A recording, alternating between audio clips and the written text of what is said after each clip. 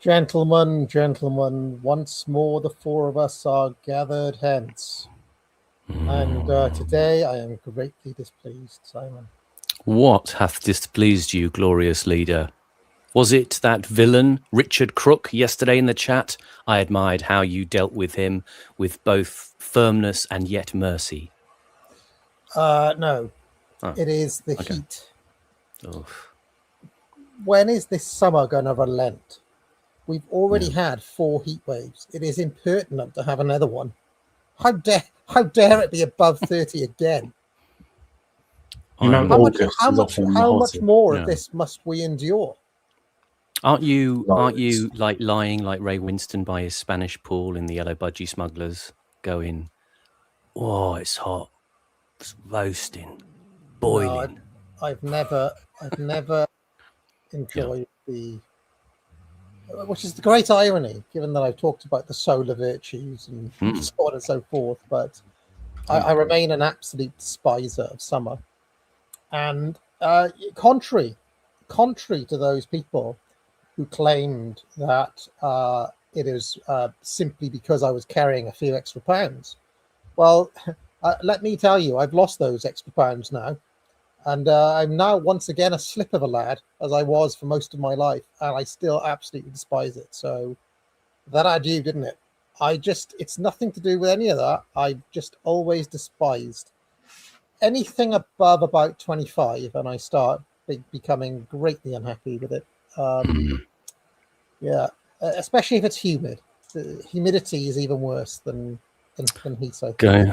Going into August, it's only going to get worse.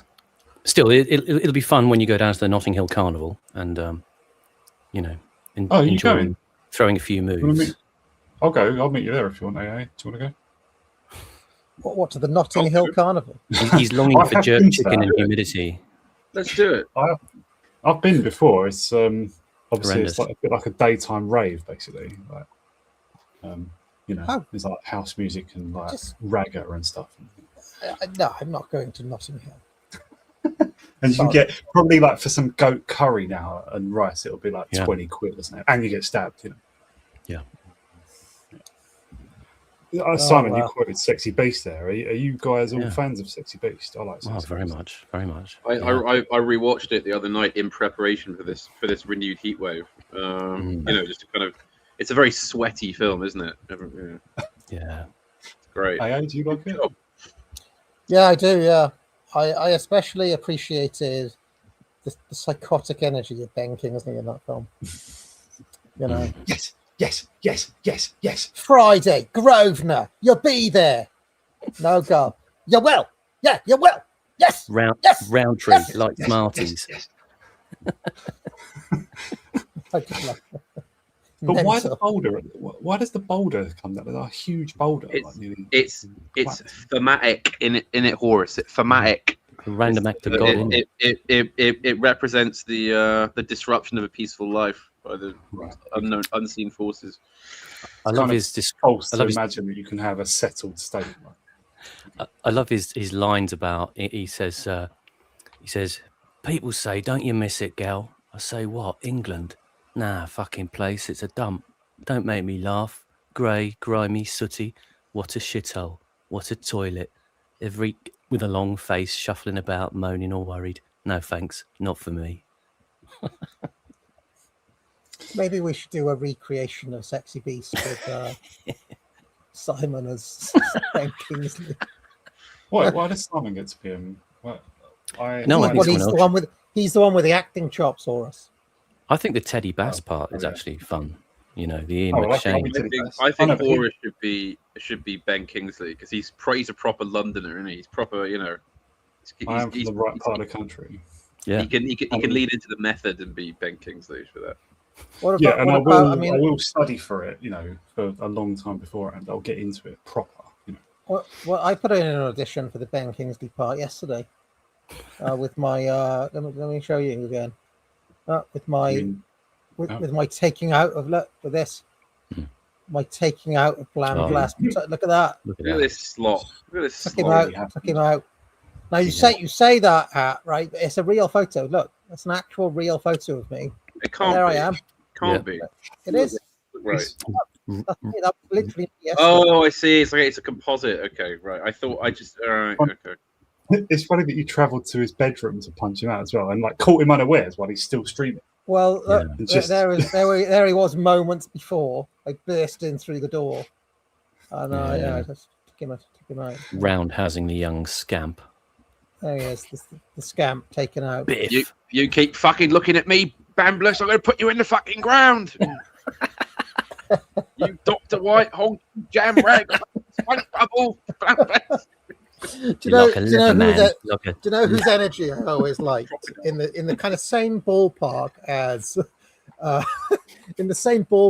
Ben Kingsley in Sexy Beast is Inspector Grimm in that Thin Blue Line police show. Did you ever see that? I don't know that. He was always going on about namby pamby, psychosomatic. He was always raging against the middle class. I kind of loved Inspector Grimm. In fact, I'll see if I can find some Inspector Grimm rants. He then played that same character pretty much in whatchamacallit, in Malcolm Tucker, The Thick of It. The Thick of It. Yeah, he essentially played the same character again. So he was Steve. He was like a rival to Capaldi, to Malcolm Tucker, wasn't he? He was like another one of him, jostling for the same influence. I think he was meant to be Mandelson. I think the idea was that Malcolm Tucker was Campbell, and Inspector Grimm was Peter Mandelson. Well, he can't control his anger, can he? No, he's like sort of toxically nice instead of being just angry. He's got this horrible smile all the time. The train has left the station, Malcolm. Fucking chew. But he loses it all the time. He's trying to be like sleazily nice and sort of and like let me show you some Inspector Grimm in action. Hold on a minute. So people know what we're talking about. I used to watch the Thin Blue Line. He was the funniest thing in it by far. David Hagen. Yeah. Irrelevance. We disregard herrings, red or otherwise, and above all, we do not fanny about. 2 syllables. Terror and ism. He's out there, somewhere. A fat cat spinning his web with his tentacles in every pie. Just once in a while, I'd like to nick someone whose balls had dropped. We assemble at 11:30 hours PM in the evening. Haughty, hoity, stick it up your toity, high and mighty, tight-nosed, toffee-arsed, sun-dried tomato-eating, lardy-dardy, lardy-dars. The uniformed constable is obsolete. Extinct, like the doo-doo. A load of wishy-washy diddums half cock up your social worker, foldy roll, blame it on society, psycho, sicko, socio, clap-trap, crap. You see, like so often with the, I'm pretty sure Ben Elton wrote this series. I'm pretty sure this was a Ben Elton special. And as was so often the case, that his send-up of the right winger ended up being the best thing in it, and that must have spoken to my kind of nascent developing conservatives as a teenager, because I always liked Inspector Grimm. So because Atkinson in that was almost a straight man, wasn't he? He didn't really have many jokes. He was like sort of the fall guy in a way. Yeah, he was a little bit of a. I think he was a very boring man, wasn't he? Very boring. Yeah. Safe and sort of obedient. Yeah, it always showed him going to bed, at like 9 p.m. and like saying goodnight to his wife and stuff like that. It's kind of weird. But yeah, I always, I mean, I think Inspector Grimm is in the same ballpark as Sexy Beast.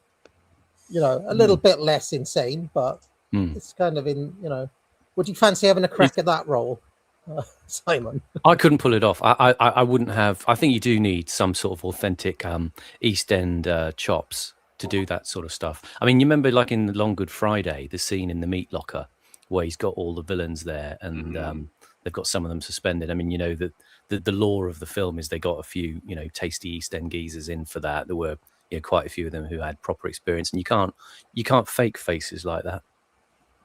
I don't think you can do it.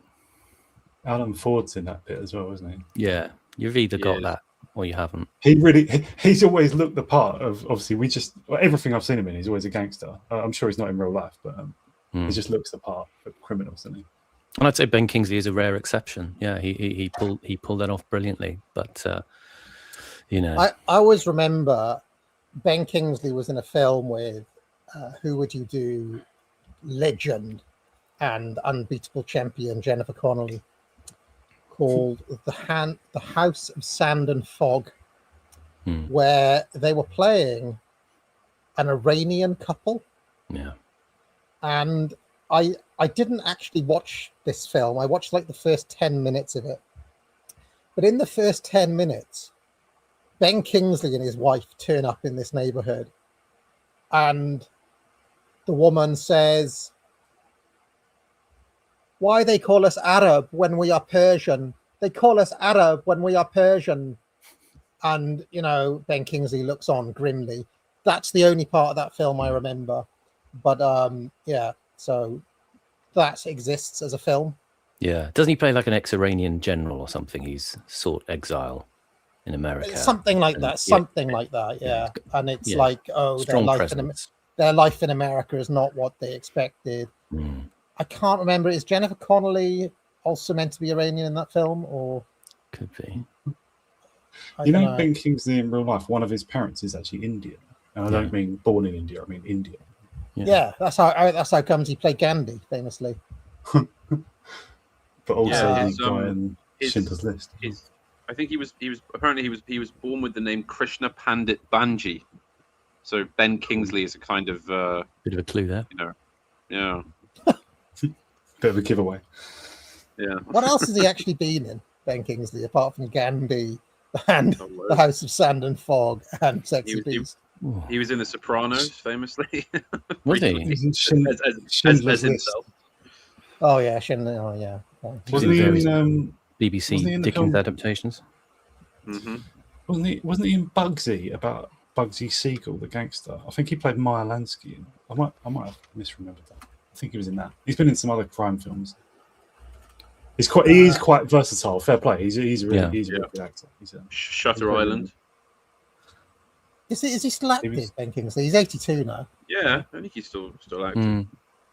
I see. He was good in. I think Schindler's List is a bit of a dull film, but he was good in it. He does an uncanny Anthony Hopkins impersonation. If you look up on YouTube, there's a bit where he's giving a speech with putting on Hopkins' voice, and he's very, very good. Honestly, I think the best person of Ben in Schindler's List is the Ray Fiennes character. I just think he plays that role well. I don't even like Ray Fiennes that well, but what's the name of the character? Eamon Goff. Amon Gert. Yeah, he's a very good villain in that. He's a callous kind of individual. It's a bit of a silly character. Like, I think they just made that up, but it's just the way. I'm going to go out for going to go out for some target practice, and he's just kind of like shooting people from his balcony. Makes for quite a good movie. Yeah. Just be thankful they didn't give it to Pacino. Okay. Yeah. Are you going to ask us how we're doing? I had an answer to it today. Oh yeah. How are you doing this week? I just since you did that video about Maurice Cowling the other week, it prompted me. I've been meaning to read it anyway for years actually, but I've begun to get. I'm partway into it now. It's the impact of Labour, by Cowling, and it is fucking excellent. I'd already read The Impact of Hitler twice, like, at least twice, because it's that good, because it's so rich. Like he tells you so much in like not many words. Almost nobody else can do that in the whole world. Nobody can convey so much info, so much nuance, and so much of an impression of how little you know, but could do with knowing. And Impact of Hitler. I recommend it to everyone. I recommend AA's video on Maurice Cowling from a couple of weeks ago, and do read Cowling. He's really excellent historian. It's almost, I don't know if you agree with this, but we mentioned Thick of It just now, which kind of gives you like an inside look at what politics is really like. I think Cowling is a little bit like, kind of really takes you inside kind of what was actually going on. So you get to know like the individual players that were around, like in The Impact of Hitler, it's all really about the movers and shakers within British politics. Who was Churchill hanging around with? What was who were the real war hawks there? Who were the, why was Neville Chamberlain feeling so isolated by the end that he had to step down and all the rest of it? So there's almost like this kind of fly on the wall documentary element to Cowling. Would you agree with that? Or? Yeah, and he also tells you about like why people just made strange decisions and took odd stances that didn't really make sense. Like, I thought he was one of those, and then he tells you, and it's like, it's just some religious configuration, some particular permutation of religious and political beliefs, or whatever. It's like, oh, right, makes sense. It makes it way more complicated, but in a good way. It's good. I'm looking at Ben Kingsley's filmography, by the way. For an actor of such a stature as him, got to be honest, there's not a lot in there. I'm told by the chat, a lot of crap. Chat says he's been in every film since 1980. Literally every film since 1980. I think he's one of those. He's one of those jobbing actors of the old school who literally just takes whatever lands on the desk as a kind of gentlemanly thing. They just do it. Whatever they get offered. And also, he's a little bit one of those things like Daniel Day-Lewis, where the fact that he's doing something is kind of built up and hyped a little bit before he does it. Because sometimes, he can give excellent performances, but it's kind of, he probably did a lot of rubbish as well, which wasn't as hyped. Of course, Kingsley benefits from being ethnically ambiguous, which means he can play literally anything from like a kind of Chinese warlord to a Persian general to literally Gandhi to. Has he played Fagin? I think he's played Fagin, hasn't he? Yeah, he can go that way as well. Yeah. He can just do anything basically. So that puts him in good stead, I guess. Were you going to ask something, Horace? We were just talking about good actors, and for some reason, I don't know, it was what Panama said maybe about jobbing. It's what you said about Daniel Day-Lewis, and there's a couple of actors who the fact they're going to be in something, makes it get talked about. Well, Johnny Depp gets that kind of hype right now because he's playing Scrooge in some film that's being released in the winter. Yeah. Just a massive counterexample to that. What about Timothée Chalamet? Is there any like buzz about him going to be in something before he comes out? Yeah, he's kind of like housewife favorite. It seems he's one of those sort of young boyish actors. Yeah, who the kind of the older ladies kind of fancy. He's fancy dull. Him off. He's really dull. He's boring. He's not a good actor. Did Daniel Day-Lewis retire? He sort of did. He became a shoemaker for a while. Did he stay retired? No, he came back. I think that was after Lincoln. He's got some film that he's meant to be doing now. Oh no, yeah, he did Phantom Thread, which is a really, really good film. I think one of those films that kind of got underrated. It got missed quite a bit. I think PTN. I like PTN. Yeah, no, it's an excellent film. It's all about kind of. Funnily enough, it's you've been looking at Otto Weininger recently. It's kind of about like this really overbearing but very sensitive masculine archetype, and kind of who enters into this sort of very masochistic but very necessary relationship with this kind of female presence that enters his life. It's a very, very interesting film, and it's beautifully shot as well. It's a real sort of fairy tale-ish kind of quality to it. All these beautiful shots of 1950s London and all these gorgeous dresses that he makes. It's a fantastic film. And then I'm looking at Day-Lewis. He came back again after that to star in his son's directorial debut. Oh, it's that film, yeah, the one where he plays an ex-soldier, isn't he, in the woods? It's just been released recently. Is that right? Oh, has that come out? With oh God, who's the opposite? I can't remember who it is. This film cost $14 million to make and only recouped $1 million at the box office. Oh, that can't be it. Oh dear, oh dear. Well, maybe that was mostly his fee. By the way, coming back to Ben Kingsley, do anyone know what his next film is? I've got it up here. Is next one coming up now? Yep. In 2027, this film comes out. Bloody hell. I can tell you it's going to be Sonic the Hedgehog 4. Oh. Starring Ben Schwartz as Sonic the Hedgehog. Oh, God. With Keanu Reeves as Shadow the Hedgehog. And Idris Elba as Knuckles. I can't believe Sonic the Hedgehog 3 passed me by. I didn't even know there was... With Jim Carrey as Dr. Robotnik. But just a minute. If someone was paying you to show up at a studio, disinterestedly say a few lines into a microphone, and get paid something like tens of millions, you'd do it, wouldn't you? I mean, of course you would, This film also stars Nick Offerman, who's that guy from Parks and Recreations, who played Ron Swanson. That guy with a moustache. Matt Berry. Oh. And Richard Waddy. Shawaddy. You know that guy.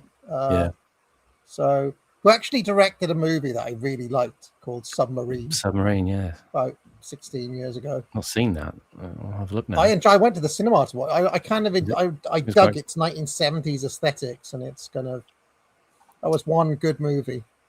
Anemone is the Daniel Day-Lewis film I'm thinking of, the recent one, 2025, with Sean Bean, or Bean, as he's called. That was his son's directorial debut, which is presumably how he was persuaded to come out of retirement again. By the way, Richard Waddy, I think, is one of the few men of ethnic persuasion who has been kind of low-key pushed that I kind of think has like real talent. Yeah. As opposed to that Indian actor that we were watching. Who's that Indian comedian we were watching last week? Ramesh Ranganathan. Yeah. Now that is a man of zero talent who has just been pushed for all the wrong reasons. Whereas a Waddy, I think, has got like genuine talent. Would you agree with that? I don't think Richard Ayoade is much of an actor because he just does the Richard Ayoade, IT crowd thing all the time. But I think his talents lie elsewhere because he wrote a very interesting trilogy of books about a fictional sort of Pinteresque playwright. And it's kind of a satire. Those are pretty well done. But yeah, I mean, Ramesh Ranganathan doesn't even try. He doesn't even act. He just does. He just appears as himself, and we're supposed to find him endearing. Yeah. Richard Ayoade. The BBC want to sort of meme him into national treasure. Richard Ayoade uses his relatively poor acting skills to great advantage by playing characters like Dean Lerner in Garth Marenghi's Dark Place, which is meant to be a wooden performance, so it works really well. That is good, to be fair. Yeah. That is very good. Now, we talked last week about people who can't act but get away with not acting. Seinfeld is the example, I would say. A Waddy is another one. Who are some other people who blatantly can't act but get away with it somehow? Clive Owen's pretty wooden for a big star. There's worse ones. What? Why is that funny? It's just the way you pluck that name out. Clive Owen. It's just quite boring. But no, there's much worse people. There's much worse. I actually like Clive Owen, but when he was younger and when he was doing, he did a film called Croupier and one called Close My Eyes very early on. When he was kind of young and charismatic and everybody thought he was going to be the next James Bond, and he didn't get there. His Children of Men, obviously, he's reasonably good as well. He was very good in a little-known ABC show called The Nick, which is set in a a real New York hospital called the Knickerbocker Hospital around the year 1900, and he's this kind of pioneering surgeon who has an addiction to alcohol and cocaine and heroin and all these sorts of things. But is kind of this brilliant genius. He's very, very good in that, though the show is a bit wobbly at times. Yeah, and he's good in The Bourne Identity as a sort of assassin who gets like just 2 seconds of screen time, but he's very moving. Who was Ricky Gervais's writing partner? Stephen Merchant. Now, Stephen Merchant is a curiously effective actor in the roles that he's been in. Yeah, and yet I would also say that he made, like, you wouldn't think of him as an actor. He was very good in a video game, I seem to recall. I know what it is. Portal 2? Portal 2? As a sort of secret villain. It was very good. He was kind of good in that. He was kind of good. He was good. Stephen Merchant was good, but he's another person I think probably can't really act, but he's actually very effective. Yeah. I always thought Jack Nicholson, obviously the guy can act, but he kind of just shows up and is Jack Nicholson as opposed to sort of getting into character, if you see what I'm saying. In that whenever I look at him, I just see Jack Nicholson, but it works. It's never felt wrong. You see, while we're on the subject of acting, as an actor, Simon, maybe we can talk about this seriously. Okay. So, my drama teacher was very into the method school. Lee Strasberg and Stanislavski, and so like he always encouraged us to watch Marlon Brando and De Niro and Pacino, and I think Jack Nicholson actually was a cohort. Like he came up through the same system that Jack Nicholson actually was a method actor, believe it or not. And I seem to remember through my brief, education in drama that the whole idea of method acting was not that you kind of become another person, but that you take an aspect of yourself and then internalize that and meditate on that, and you then kind of, that helps you get to this other person that you're trying to embody. Yeah. So you don't actually transform, you are kind of accentuating yourself in a strange way. Yeah, you don't play Hitler, you find the Hitler in you and you play that. And so this may then account for the fact that, Jack Nicholson is kind of the same in everything, right? But then you think, well, De Niro is basically the same in everything, and so is Pacino, and so is, let's face it, so is Marlon Brando. Wow. They're just the same in every movie. We talked about this, Panama Hat and I, on our stream the other day. It's the distinction that Laurence Olivier made between what you call star quality actors and protean actors. Protean actors is what Olivier wanted to be, where you change yourself every time, you're a different character. And Day-Lewis is a bit like this. But people like Jack Nicholson or Tom Cruise or whoever are star quality actors. So they generate kilowatt charisma, but their performances don't necessarily vary, and they are kind of a version of themselves. So yeah, they're star quality actors. Interesting. But they're still using method, so they're still embodying the character, but they're also like themselves as well. They'll do different techniques. There'll be different techniques of method. There'll be some that emphasize, like Strasberg, what you call affective memory, emotional memory. So you bring up, your trauma, and you use that for your really, difficult scenes. Or there's some actors who use methods that were developed that were kind of theories of action, where you go into a space, it could be a theater or a film studio, and you build up a level of detail in all of the actions that you play. And the idea being that once you immerse yourself in maximum detail of action and commitment to actions, emotions will arise naturally when other actors come into the space and interact with you. So you don't have to kind of force emotion out, which is what people kind of think you're like a sponge and you wring out your emotions on stage. But actually, this is a kind of mechanism so that you do it more responsively. You react to other people, they give you a stimulus, and then you just play a character's reactions normally through that, because you'll have all of the psychological pressure coming in on you at that point, and that will just drive the emotion out of you. I mention this though, Simon, because there's definitely a difference between those method actors you're talking about and Tom Cruise, and I would say there's a difference between those method actors and like I don't know, like Clark Gable or Jimmy Stewart, or those like classic kind of Hollywood leading men of the 50s and 40s, Humphrey Bogart or something, who were like literally it's just like, yeah, it's just Clark Gable again. They were just always the same. But I have no idea what style of acting those classic Hollywood leading men were doing. I think it would be, you know, they are leading men, they are star quality actors. I mean, they will have had some training, some will have just learnt through doing it. The old actors really kind of were apprenticed by watching other actors when they were young, and kind of incorporating their approaches and recreating that energy themselves. And of course, with film, much of it is technical, so it's just observed behavior. You might be doing shots in a film where it's just, you know, your hands opening a drawer, or you getting into a car, or having a drink or something. There's no kind of acting, you're just behaving. And most of the actual sort of what we think of as the acting goes on in your eyes in the sort of in-between scenes or the high tension scenes. I see. So yeah, it's kind of, you're not in flow as you are in a theatre, which I think is more fun. One of the films that I think you can see like the old style of acting versus the new style of acting very cleanly. Who's that early Brando movie? Is it On the Waterfront?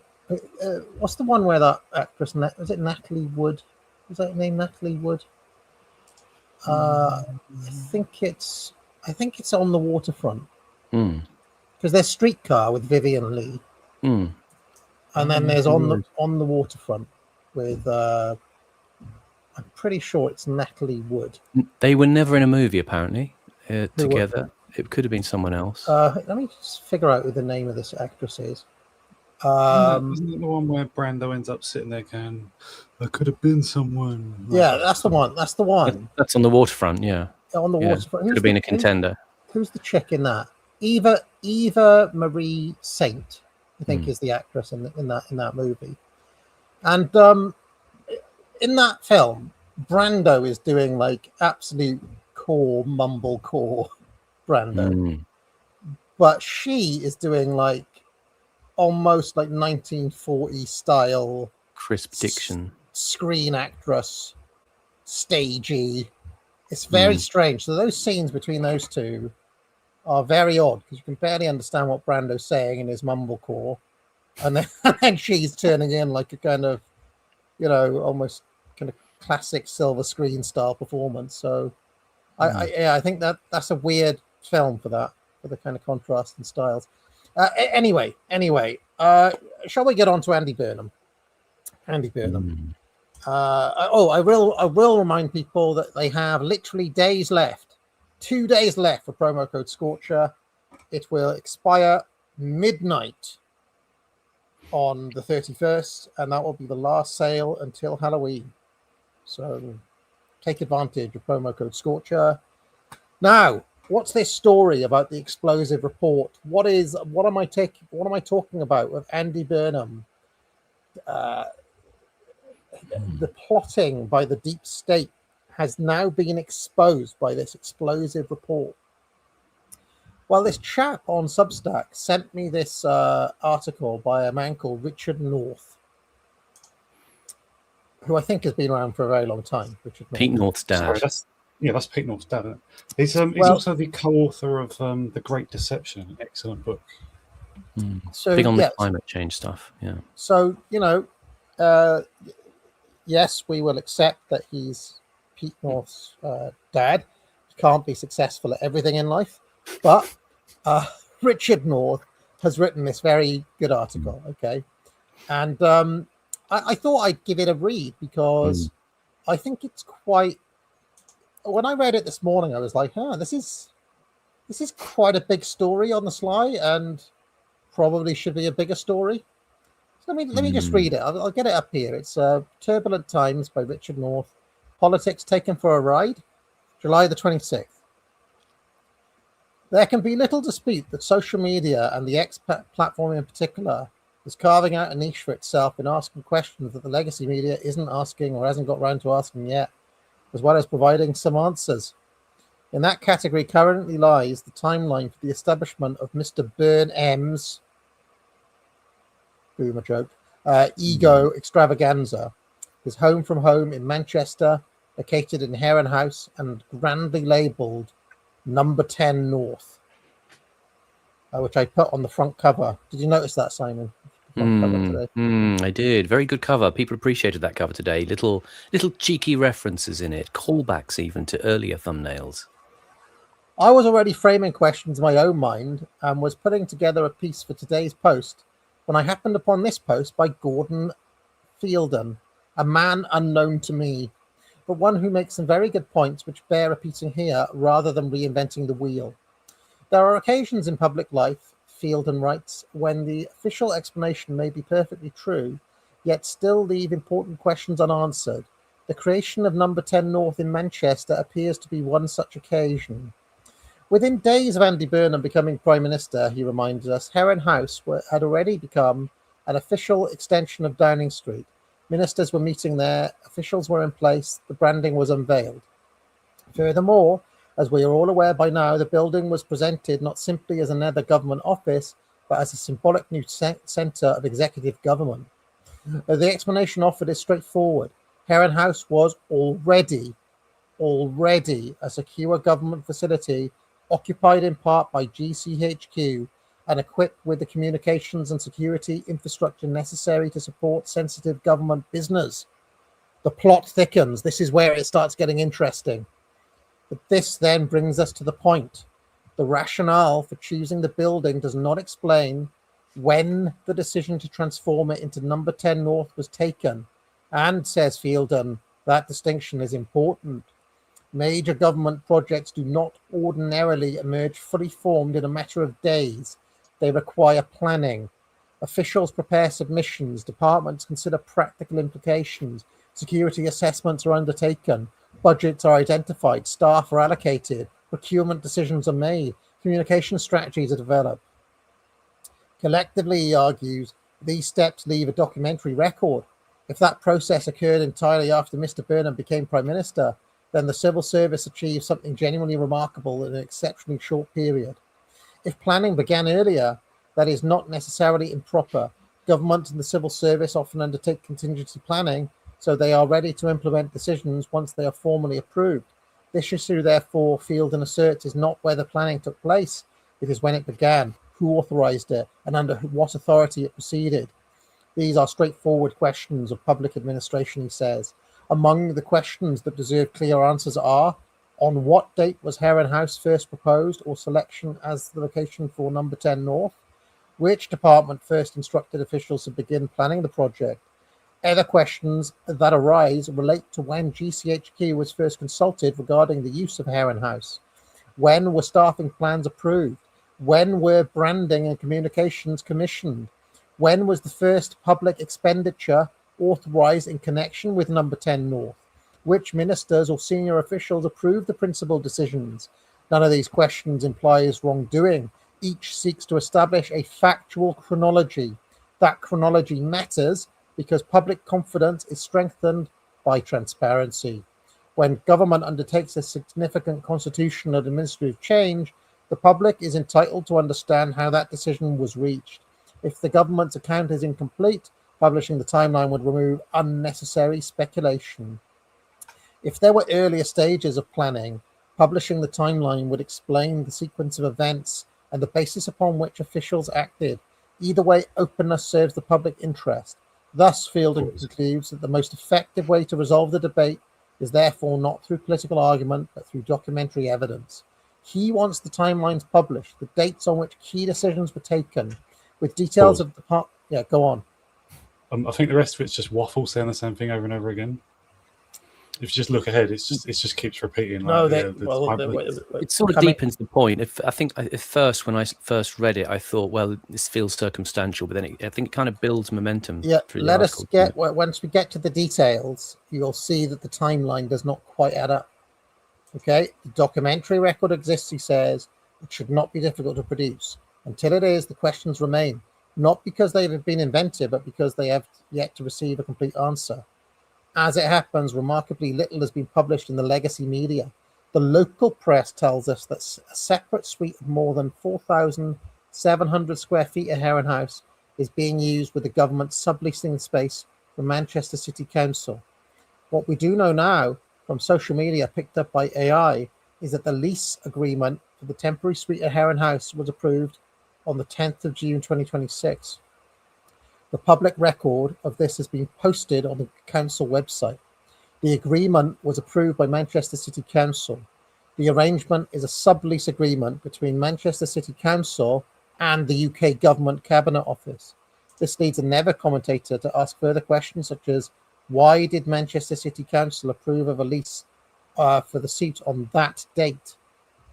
As he rightly points out, Burnham was not even an MP until the Make Appeal by-election on the 18th of June.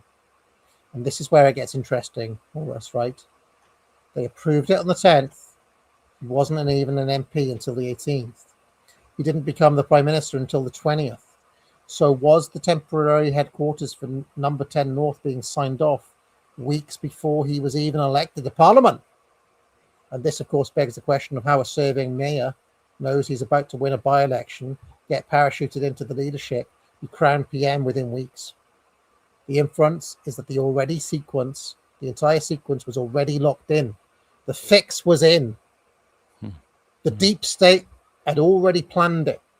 The reference number for the application was 11th of May.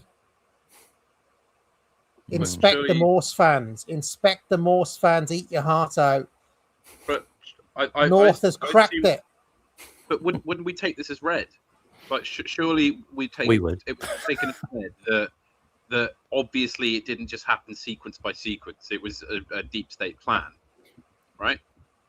Obviously. Yeah, but he's got the receipts. Right. I don't know whether that's the case. So, but this does maybe suggest that. I don't necessarily think everything's arranged by the deep state. It could be. I would just like to come in here because we were talking about acting and use the analogy of a theatre. If anyone has ever sat in a theatre, in the stalls, looking forwards into the the big arch, the proscenium arch onto the stage.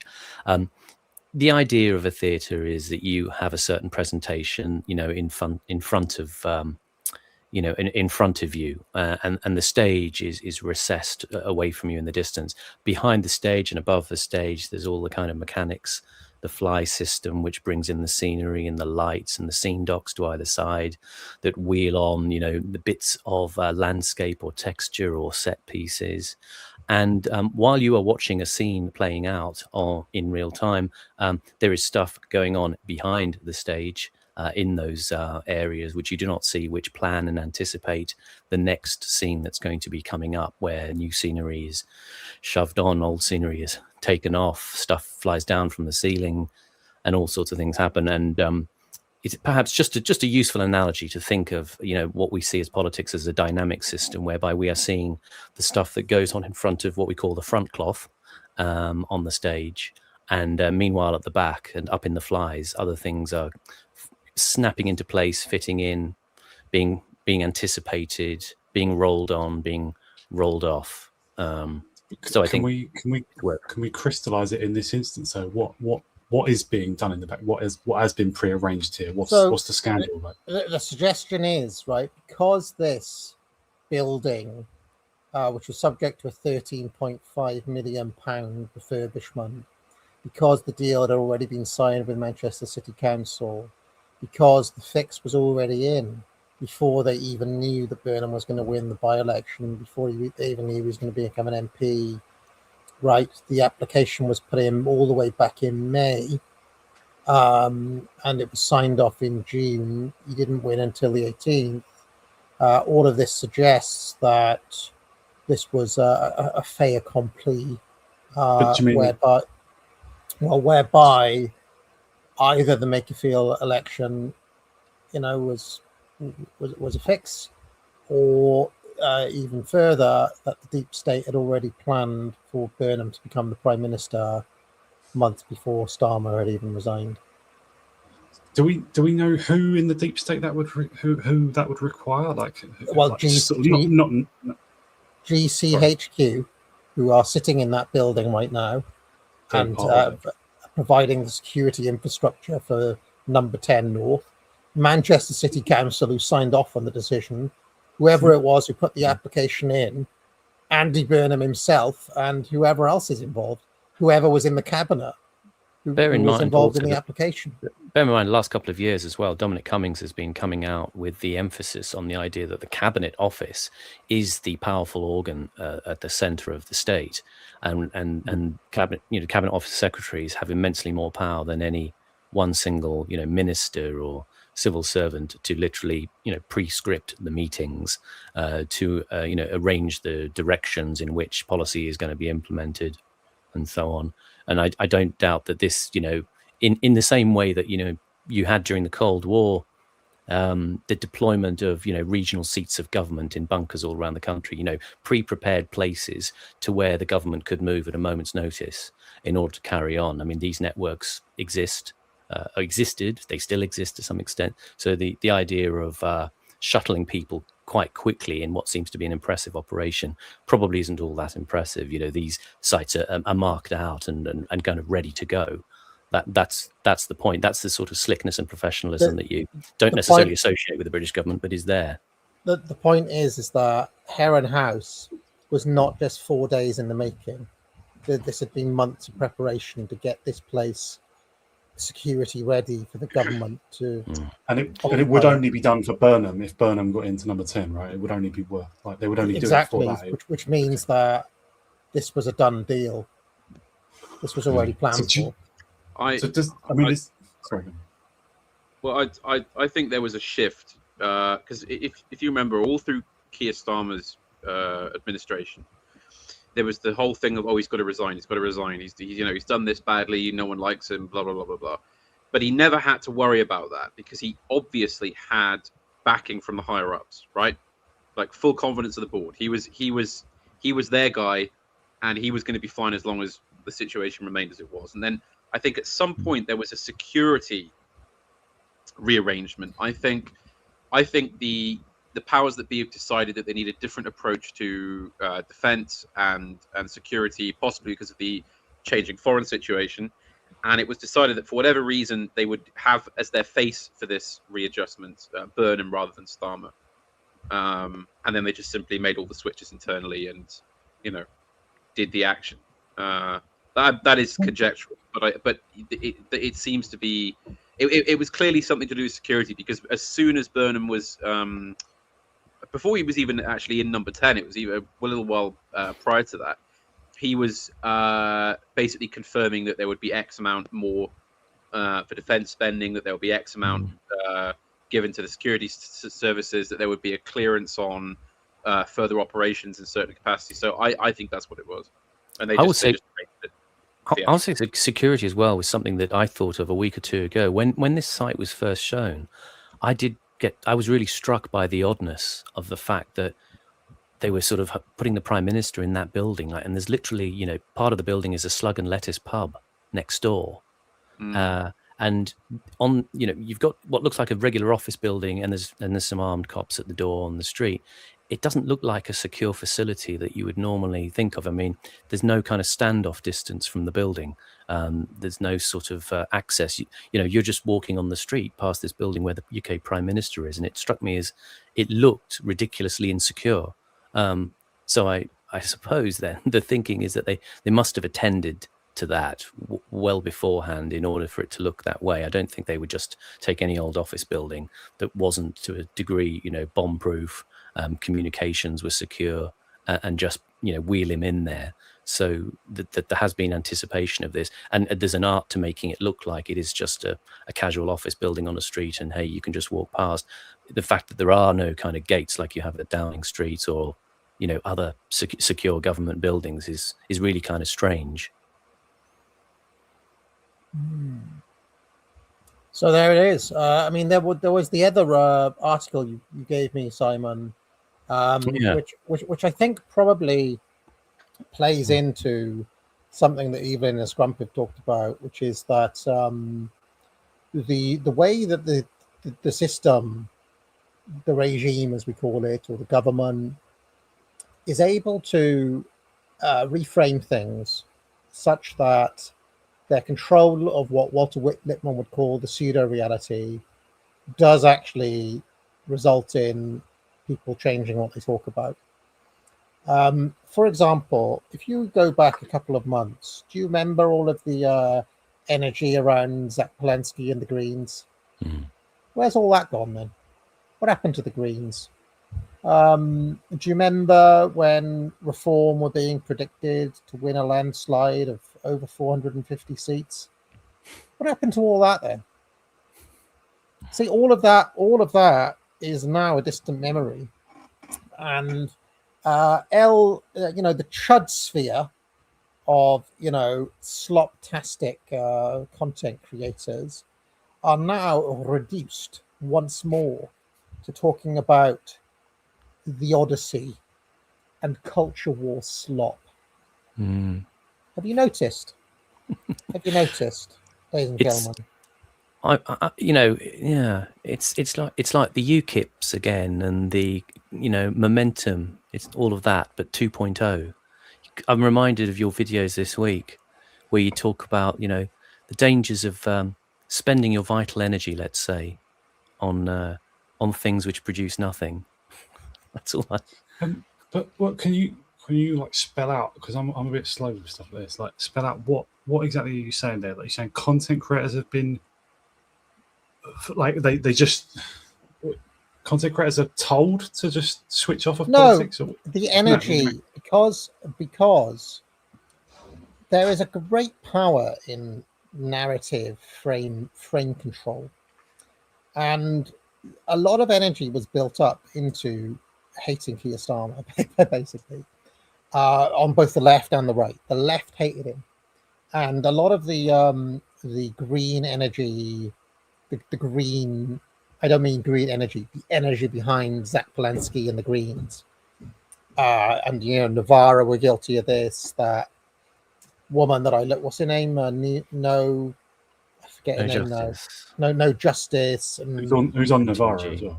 Yeah, she's on Navarra now, and various other all of the lefties were really very excited about Polanski and the Greens. Toxico in Jones and all the rest of it. But Starmer unexpectedly stepping down, and the rise of Andy Burnham completely has taken the wind out of all of their sails. Okay, I would say a similar thing has happened. I'm sorry to say, the same thing has happened to the energy that was built up around Restore. I would say that is largely dissipated from where it was. Okay, it's largely dissipated, and I'm just telling it like it is. I don't want it to be true, but it just is. You had that article, Horace, the other day that you sent us as well, the one about Navarra Media. Oh yeah, that was interesting. Horace. But I would say that the energy around Reform, the energy around the idea that Reform were kind of soaring high and they were absolutely locked on to be the next government, that has been kicked in the nads as well. And all of this has been achieved by a simple a rug pull. What's the rug pull? You switch out Starmer, you've got Burnham, there's a new energy in town. There's a new thing that we can all focus on. There's a new thing.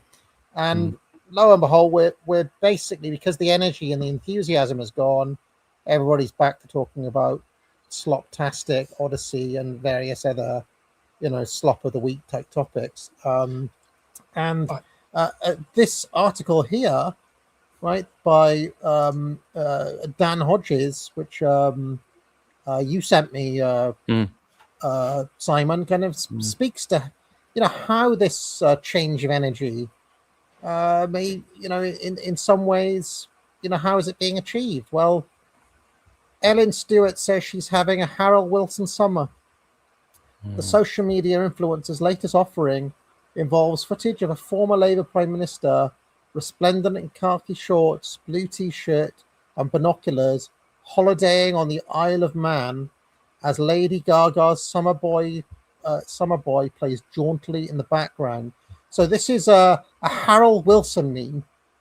Is that right? A Harold Wilson summer. Now, that is that a kind of gentle a teenage left-wing rewrite of White Boy Summer, or that's what I was thinking. Yeah, it's kind of as so often it's been kind of reappropriated back. This may seem a rather incongruous way for the average 19-year-old to troll followers on social media, but Stewart is operating on a higher purpose. Scattered among her content are slickly edited images of our new Prime Minister, Andy Burnham. Other members of the cabinet. John Healey appears as the government's Dark Knight, a homage to Christian Bale's Batman, and entreaties to vote for mainstream slate in Labour's upcoming NEC elections. We are Dan Jarvis, we carry the flame, exclaims one tweet. Nor is she carrying this flame alone. When Burnham entered Downing Street last week, Stewart, who goes by the handle Al Gore Crave, was surrounded by a group of youthful online activists. Each has been co-opted to promote blah, blah, blah. Go on, Horace. Well, what I just want to clarify, because you said you switch out Starmer for Burnham. Are you saying that's what happened? Like that somebody in the background has the power to do that?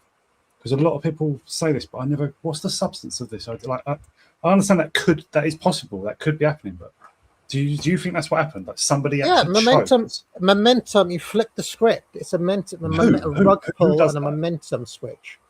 Who does that? Whose choice is that? Can I just throw something in? It might be the parties themselves who are involved. I'm reminded of when I was listening to a historian talking about the civil wars that have taken place in Britain, and particularly he was talking about the Wars of the Roses. And he was saying, it just got so bloody that people sought a way out because they just couldn't go on. They were being ground down. And then later, you have Northern Ireland, where it got to the stage where the British security state was able to keep the IRA pretty nailed down, so they couldn't do an awful lot.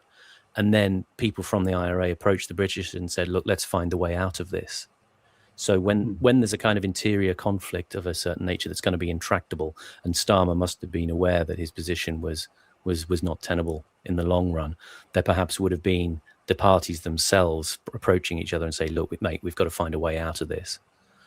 Oh. And in a way, it also tangentially to this, I was listening to another commentary station this morning who put an idea into my mind when they talked about the sort of way that the two main parties in Britain play past the parcel with certain issues between each other. So, for instance, the Conservatives will be reluctant to do something about immigration because it'll make them look like the nasty party. But essentially, they'll pass, the likelihood is, as people have thought, is that Labour would do more to bring down immigration numbers, which I think we have seen, haven't we, technically? Yes.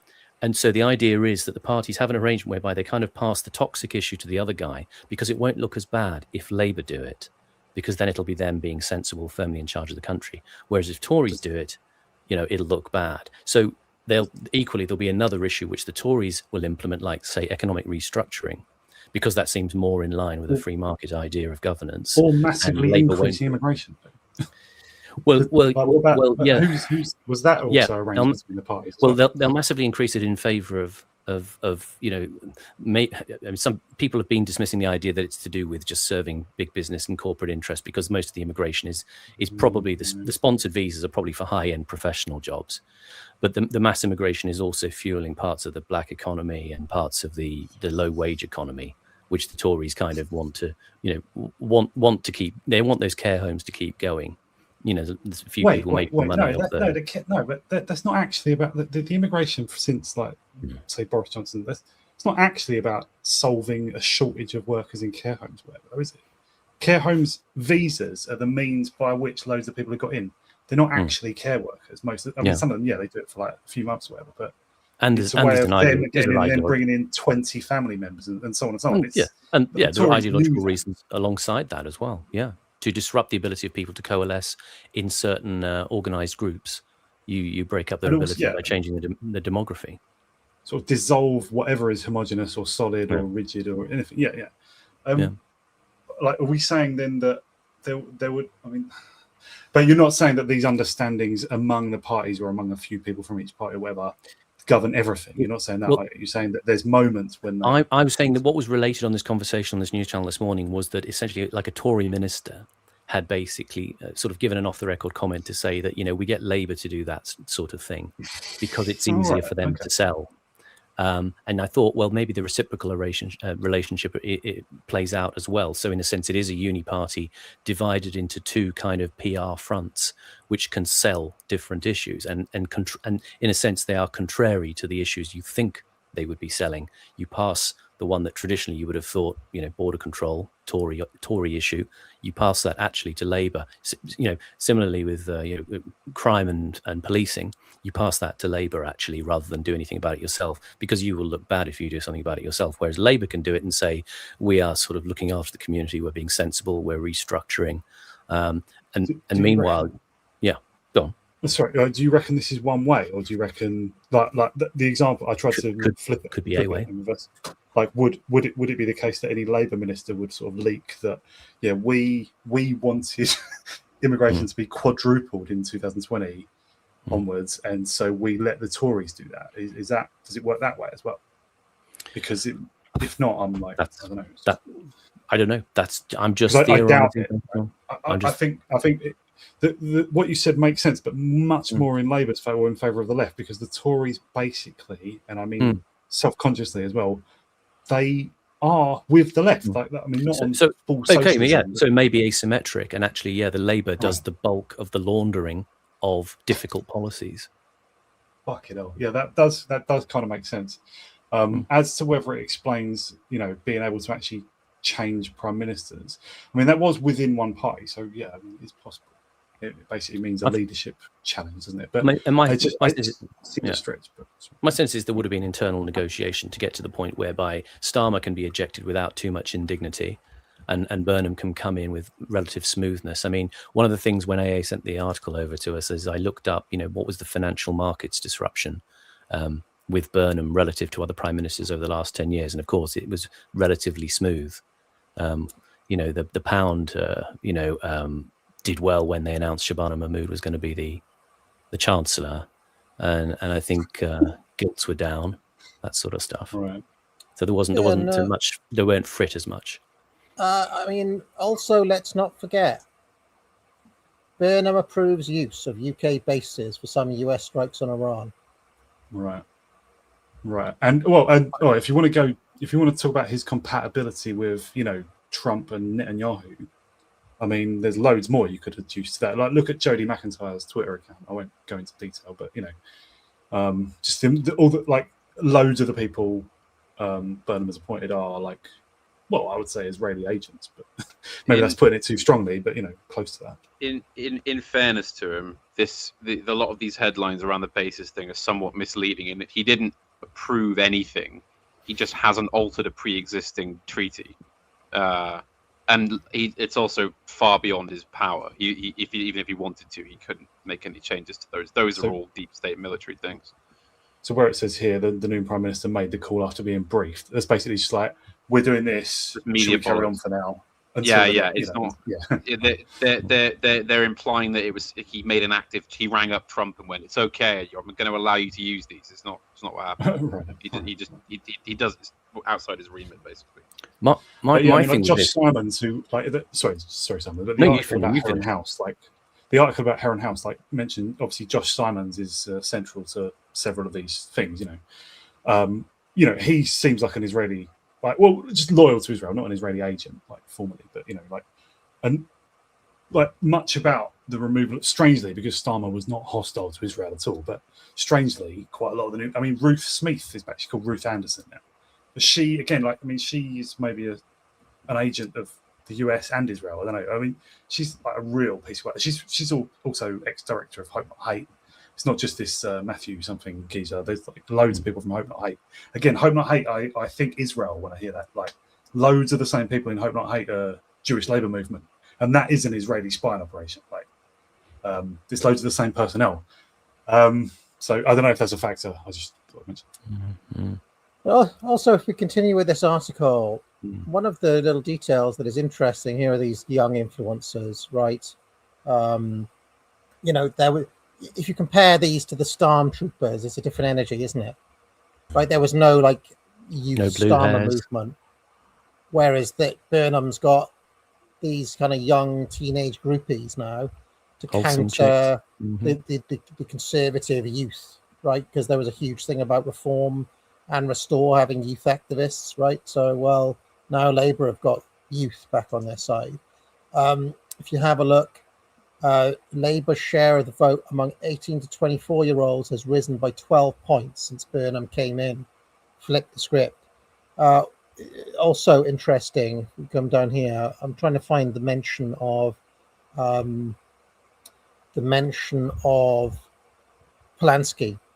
Green leader Zach Polanski is currently under investigation from the Met Police after he or his social media team posted an image of one of the activists sporting a T-shirt with a guillotine and the slogan "Making Plans for Nigel." Now, I saw, because it popped up on my phone, as these stories often do, that it was Nigel Farage and Reform themselves who reported Polanski to the Met Police for posting that image. So Reform now are engaged in taking Polanski off the map, but who benefits from that? Burnham. Yeah. So Reform are actually doing Labour a solid because as the Greens are going down the shitter through all this sort of thing, Burnham is coming back up. Energy's gone back over there. So, in a strange way, the Unity Party lives to fight another day. And a thing to say is, just before we came on, there's a Reform councillor in Sunderland called Glenn Gibbons, who was just been charged by police for making the remark about Nigerians should be melted down to fill potholes. Just about Labour's sort of, use of these young influencers and stuff. I mean, that is perhaps just sensible politics, right? It doesn't necessarily suggest any sort of coordination across the parties, does it? If anything, it's just what you'd expect Labour to do. When I saw that, I just thought they were imitating what Momentum did about 10 years ago now. Momentum, for a while at least, had I think it's the leader's office maybe, but yeah, Momentum people, they had a good internet game, and they were really making an impression. Like, I knew loads of people who weren't political, who were saying, yeah, just vote Corbyn. They never talked about politics before or since, but they were won over by it. I think we're reading too much into that one picture. Basically, I mean, when it says, "Oh, he's got a youth group," we are talking like 7 accounts on TikTok, basically making sort of cutesy memes. We're not talking like, because back when you had Momentum, and obviously it was it wasn't a true spontaneous thing, but they did have thousands of people that could show up at marches and actually make a bit of a fuss. Whereas this isn't anything like that. This is just, as I say, but look at it being reported on the BBC. The point is here again, how do you read the media? The media wants you to know young, attractive people are supporting Andy Burnham on TikTok. We want you to know that. The BBC did not run like Young Bob as a story like this, did they? But they're giving these people like prominent coverage. So it's like, so what's the takeaway? If you're an attractive young person like these chicks here, you too should support Andy Burnham on TikTok. You see the kind of we're kicking out all the gunky blue hairs with nose piercings, and here are the wholesome young fit birds who are going to be sort of obstructed from taking part in the economy. The crusties can go to hell now. We're clearing them out. Talking of like image change and stuff and youth energy, right? That article I sent about Novara, I've always seen, at least since Momentum time, so like when Corbyn came in 2015, Novara seemed to play a role of like trying to connect up Momentum with the rest of the left, and especially just with young people and people who are a bit sweary as well. And they were quite effective at that for a while, for a year or two or something. There was these pretty big events, around the Labour conference. Another World is Possible was a big thing for 1 year or something. And I can't remember what my point was there. Just like, was what? Where has Novara stood recently since Burnham came in? Are they? They're not raging against him, are they? I think they have dropped Polanski like a hot stone. See, they are kind of a bellwether for perhaps a state-run leftist op, sort of containment. I saw No Justice MTG do a stream where it was definitely warming to Burnham. That was the thing. That's It was the feeling of him coming in. It was sort of the night of it happening, and it was just a thing of the aphrodisiac power of success. It felt like they were getting a bit of a sugar rush from it, and as they said, not interested in Polanski anymore. This is where the surge is happening. I also noticed that Gary Economics has quit YouTube. Oh, yeah. That popped up on my phone as if it was a major deal. It was like, yeah, Gary Economics quits YouTube. I was like, yeah. So he had a what? meltdown on Newsnight. Shit. Yeah. But apparently he's had a bit of a meltdown because he's sick of being attacked, and so he's quit. Yeah. Why the fuck did he thrust his face into the picture in the first place? So, he should tune into AA Mindset and reclaim his life. You know, Gary Economics has been heavily pushed by Navarra as well. Yes, they made him famous more than anyone else. So, and as did the bookshops and the book publishers. Look, have a look at this, right? Have a look at this. Here's Navarra. And the old Mucka Bastani. Look, Burnham vows to tackle youth employment. You can tell by the coverage. Oh wow! Kind of not against him. And if you have a look at the report on Zach Polanski, it's not putting Polanski. It's an anti-reform video, not a pro-Polanski video. See that just one these in the little bits of emphasis. Little bits of emphasis. Far right exploits the attack in Berlin. That's straight out of the security service, isn't it? That's exactly their line. So there it is. So yeah. They have. I mean, I think the left are fine. Like I say, the left. I think that these left influencers are basically have already sidled over to be pro Burnham, and they've dumped the Greens now, as they were always going to do. And just as I said, the Daily Telegraph, the sort of centre-right influencers, are sidling over to say, "Isn't Kemi doing well?" And also climate change stuff as well. Right? The Telegraph leaning really heavily into that the last few days. Not just Tim Stanley, there was another thing as well. Like, Dim Stanley wrote some stupid cretin's article. Yeah, because there's been fires, which has never happened before. So, and again, he was using that Blair voice, wasn't he? The kind of the inevitabilism. This has to happen. We all accept this. This is going in this direction. Swim with the tide. Mm-hmm. So basically what we're saying is 0 seats has been defeated properly this time. The Uni Party's back with a vengeance. And they defeat. No, 0 seats applies now more than ever. It's growing. Yeah, but what I'm saying is a while back it was looking like we were going to flip to Reform versus Greens. Now you remember Labour's back, the Tories are sneaking back. We're basically back. They're back. I never thought the Greens were getting anywhere. Like they will get maybe like 10 seats in the next Parliament or something if they do well. But I never thought the Greens were any real danger. But that's not what you mean, right? You mean there was a push from the media, right, of the Greens? It just looked for a second that we may get a flip from Labour. Like it may just be the left party will be the Greens for a while, and the right party will be Reform. And it seems now that is not going to happen anymore. That's what I'd say. The energy has changed. Do you remember on just after the last general election, you said, much as 0 seats was the right thing, it's not actually gone far enough. Like the Tories got too many seats still. Like we needed them to get less than 50 or something. You said, or something, or less than. I was like, if you don't put them out, T1000 will reform. And I mean, they've actually got 2 routes to reform now. Literally, just reform itself is just the Tory party again, or just the OG Tory party. And because the left will pull in for Burnham now, the right will have to pull in behind one party, and then you're back to square one. That's why why democracy is so good at just stopping any insurgency at all.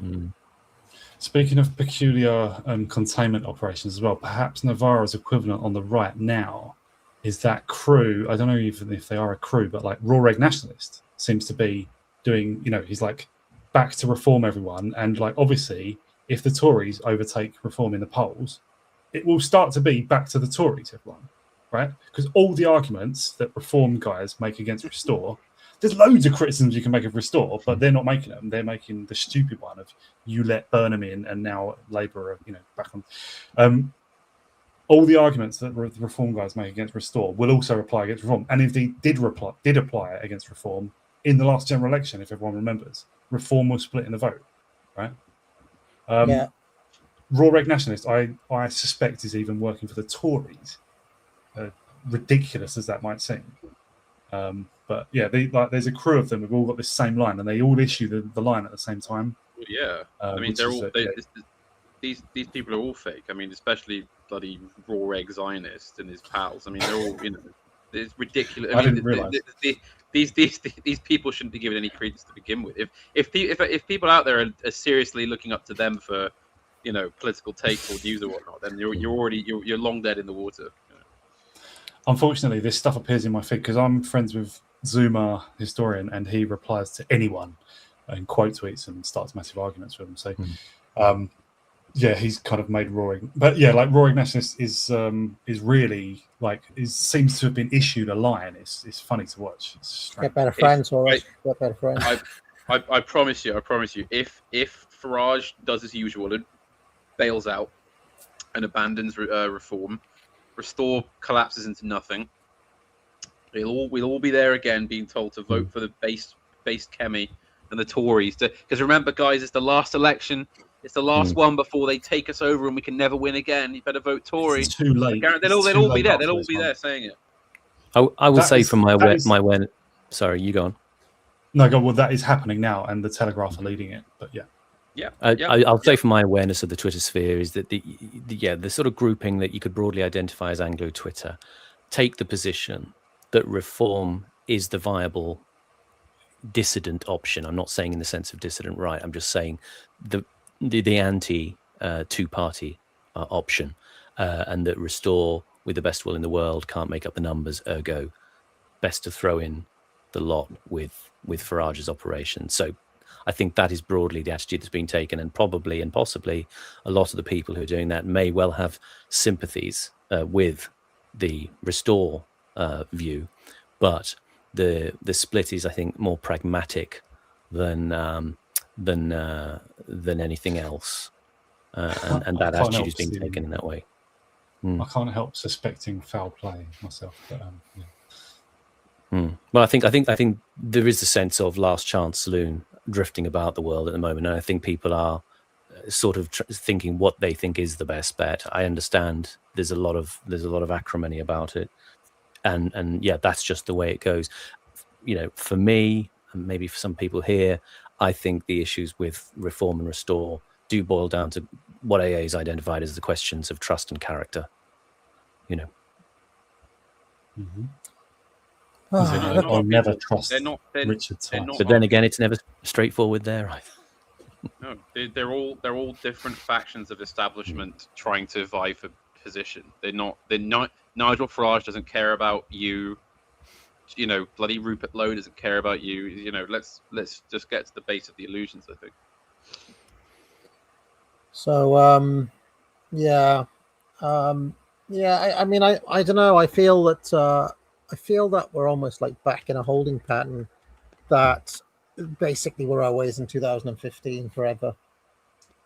It's just always 2000. Like, there's never any actual change, is there? It's always, everybody thinks, oh yeah, these are 2016 arguments. We've been over all this. That was all 10 years ago. And I mean, let me just show you the state of my subscription feed a second. Just show you, right? Yeah, could this replace? There's Bo, right? They'll never learn. This is Richard IV talking about queers for Palestine. Just look at all of this. We have months left, says Jeff Taylor. Shades of Turley. You follow worse crap than me, bloody hell. Odyssey, Trump was tacoed. I mean, You're following Black Pigeon. You're subscribed to Black Pigeon. The male gaze has been banned. Idiot. I mean, maybe I should just do a clear out of all of the people I've subscribed to over the years. I'm shocked at this. You know, left wing populism, Trump immediately unfollow Black Pigeon. He's a fucking cunt. Look at the state on this. Clav live streamed his breakup. Unfollow I Hypocrite as well. He's a piece of shit. He copies everyone's tweets. Do you watch these? Do you actually watch? No, I don't watch anything. I don't watch anything, mate. Unfollow Judge Knapp. It's all bollocks. Unfollow Sticks. Fucking hell, boring. So I'm just saying. You following Scott Ritter? I'm just saying. I'm going to unfollow you. I'm going to unsubscribe to AA off the back. You shouldn't. Don't do that. Don't do that. I hate Scott Ritter.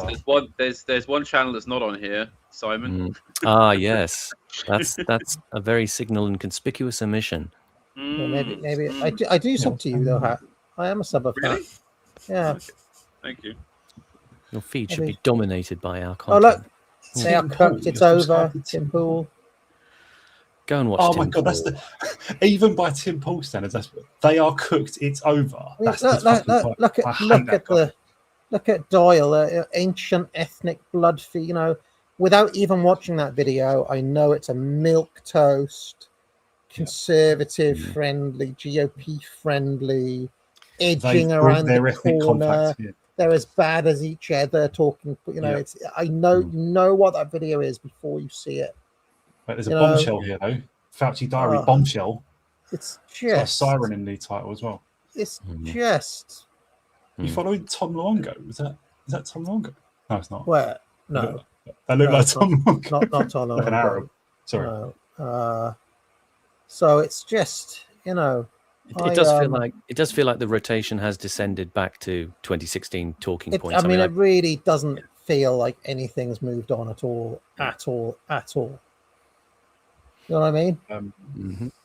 So like this says to me, among other things, like that there's strong adherence to the perception of the algorithm, whether people actually know what the algorithm wants or not.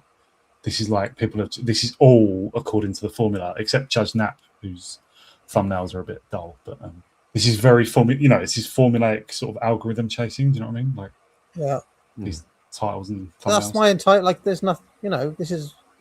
I subscribe to anyone who is anyone, and it's just it like nothing. You know, this could be 2015. There's some of the names, some of the faces have changed, but everything's just the same. If you unsubscribe from all the ones you don't like, especially Scott Ritter, please, and then just click on home instead of subscriptions, it will suggest you stuff that occasionally. Well, what I do now is that all of the stuff I actually watch, I subscribe to on Academic Agent Mindset. And I log into that, and that comes up with all the stuff I actually watch. And I keep this subscription fee just to keep an eye on what's World War III has begun again, for the 20 millionth time, according to Tim Pool. You know, it's just never ending. Alex Craner there. Do you think these people are pulling in genuine audiences, or is it mostly bots that are keeping these things going? No, I think people watch them. I think. Look at that one! Bloody hell! Look at that one. But Panama, I think it might be the same few 100,000 people watching them all though. But they all reliably watch. They'll all be there. They will always click on the video, and they'll have it on autoplay. You know, so, King Pilled is still using the word panicans. It's the reassuring feeling of knowing what the takes are going to be, what the content's going to be. Talk TV did it on Monday. I pointed it out. They had Ian Duncan Smith on talking about how awful it is that, you know, the left say naughty things, they don't get punished, the right do, and we do get punished. And he was moaning about stuff that made me feel exactly that. They've learnt nothing. They understand nothing. Also, it's this strange psychological tension between it's all about to end, it's all over, where the whole thing is lost tomorrow, and also, you know, we're 2 minutes away from winning. It's the Democrats are finally finished. The evil, you know, it's. I think it's probably just sort of dopamine cycle that keeps people coming back for it. I presume it's lucrative. What was the Tim Pool title that we scrolled past? They're cooked. It's over. That's the title. Yeah, cooked. And it's also World War III. Battered wife syndrome. And our enemies are on the retreat, and we're about to win. I mean, speaking of sort of actual impending problems, and so sorry to sort of get into this, but friends who are more capable and involved when it comes to stuff like economics and kind of supply chain problems tell me that apparently we've got like a couple of weeks left before the US runs out of its oil reserve, and then apparently then they're in some sort of deep trouble. I don't know the details, but is this not? I mean, surely this will have an effect on the lay of things, right? Yeah, but I've been around long enough to see dire predictions of things running out in months, dozens upon dozens of times, and nothing ever happens. Yeah, well, the world economy doesn't crash as predicted by X, Y, and it never happens. That is going to happen at some point, but yeah, it never happens. That one will happen, but it is true to say it never happens because it hasn't happened. Anyway, So I don't know. The show goes on. I'm still criminal goes free, then the police become criminals themselves. A violent, disgusting drug pusher walked free because of your goody, lardy-gardy, namby, hoity-wishy, pamby, toity-washy, dardy-lardy, know-it-all, public school, stiff upper lip, stiff upper housemaster, prim and proper, rule Britannia!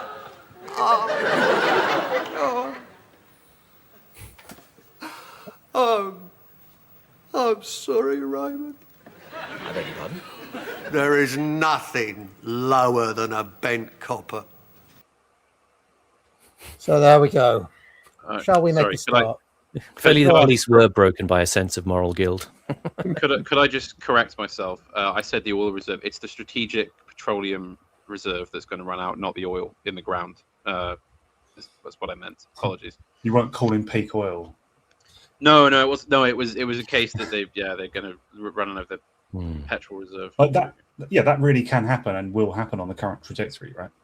The oil reserves are depleting and the fucking supplies are cut off. So I don't know about peak oil because apparently there is a lot more left. It's just at the moment it's the problem of the logistics with the war in the Middle East and so forth. But I mean, it seems to be an infinite pattern of let's end this. Oh well, Israel says no. So okay. That war is affecting the Red Sea now as well. Like there was attacks on the Saudis obviously border the Red Sea and the Straits of Hormuz, and they started trying to ship, or their customers started trying to ship oil out of the western side of Saudi into the Red Sea. That came under attack from Houthis, who work with Iran. It's actually expanding the war amid the ceasefire. I mean, I have noticed that something has happened because petrol has gone up to £1.63. Yeah. So therefore something happened because it was on 150 odd for ages, and that's how I judge if something has really happened or not. So something did happen recently. Although given that I try to stay clean of most news these days, I simply go on what comes up in that slot, and I'm not even on Twitter, so I just go on the thumbnails.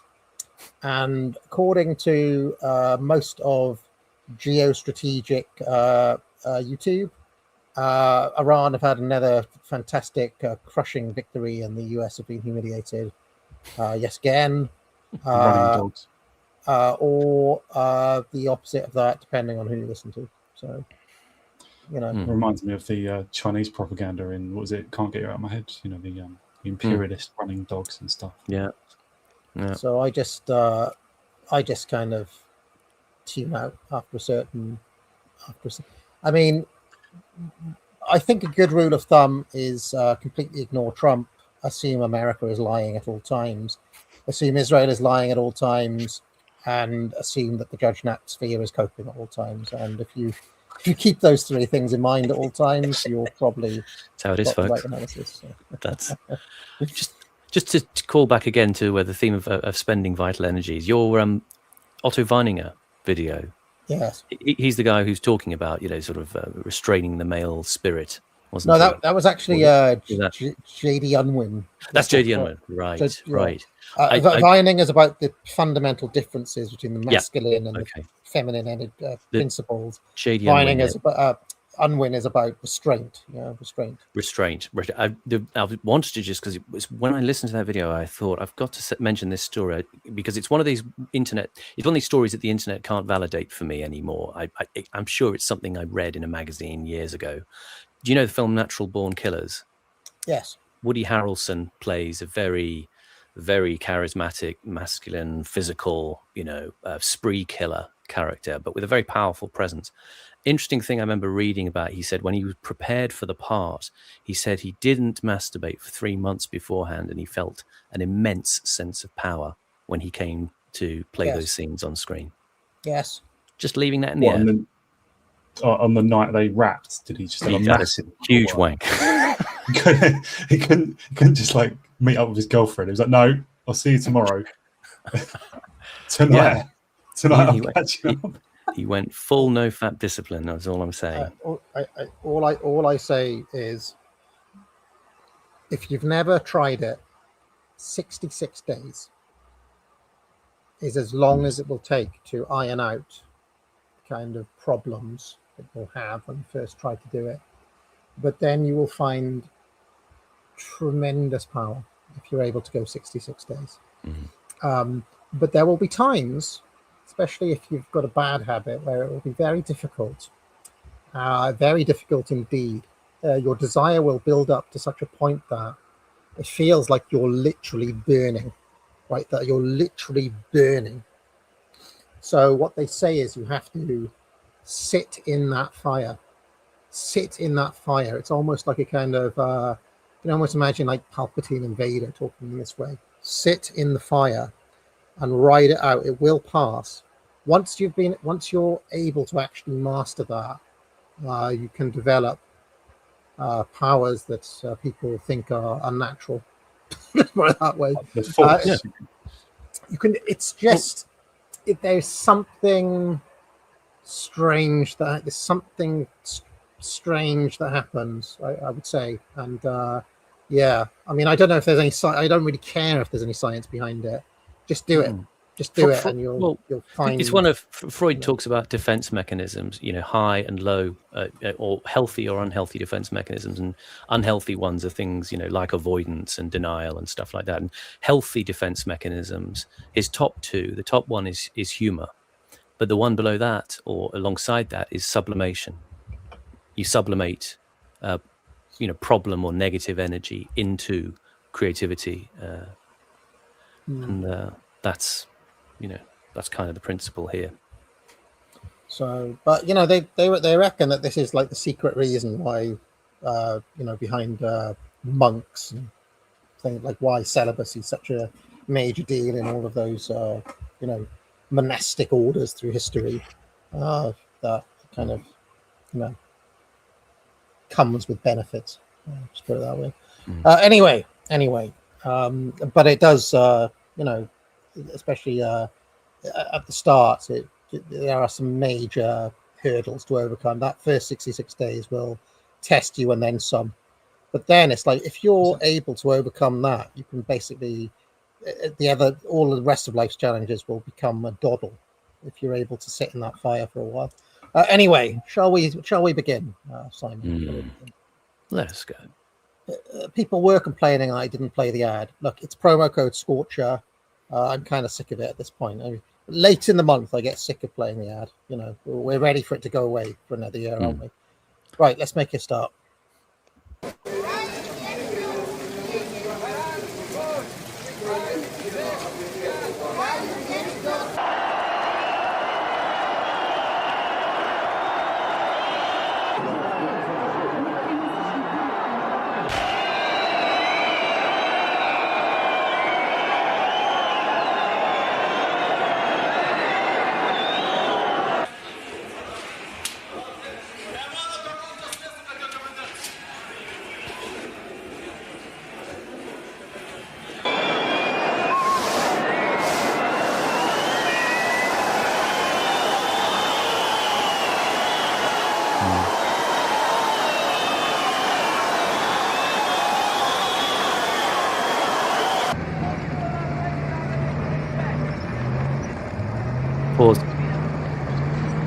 just to put it briefly in context, from about March 1990, there was a movement towards independence in Lithuania.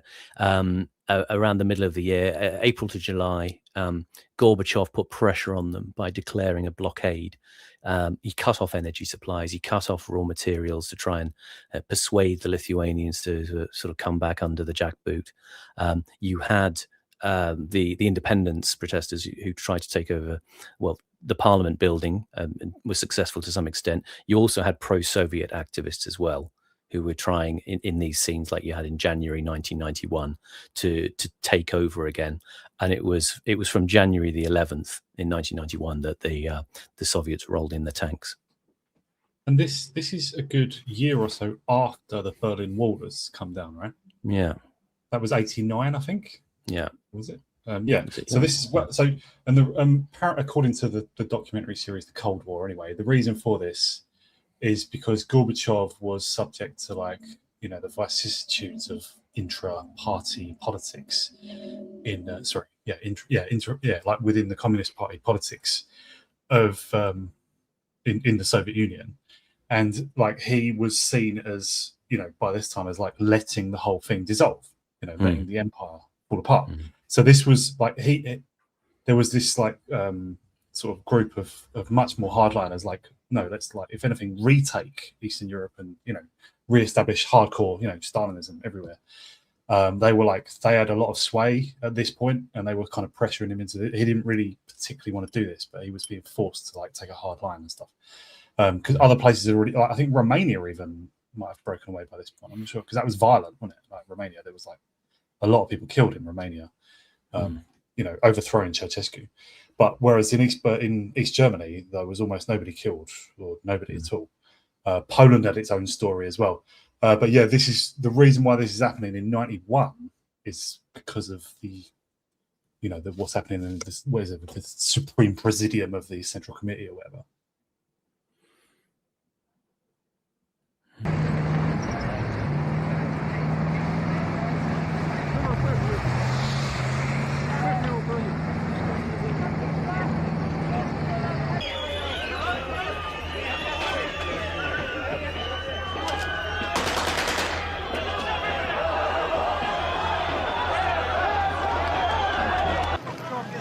Yeah, they have just taken, you know, this palace of press, and now they want to take the tower of television. I think it's the last step of democracy, shout of Gorbachev. It's finished.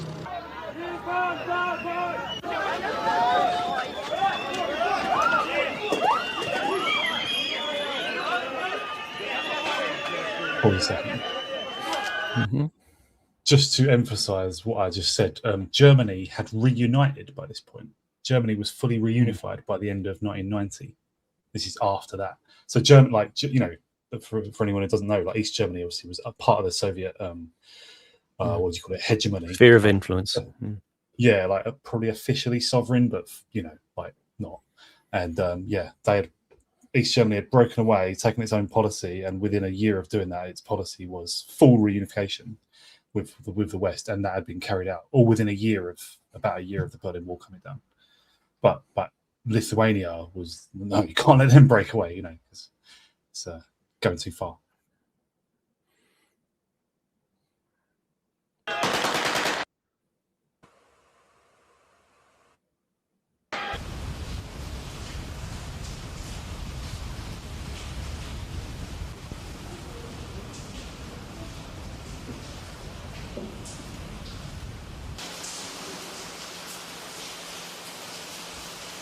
Донецкие шахтеры, все трудящиеся Донецка, всесоюзная... Sorry, are we? What's this hat?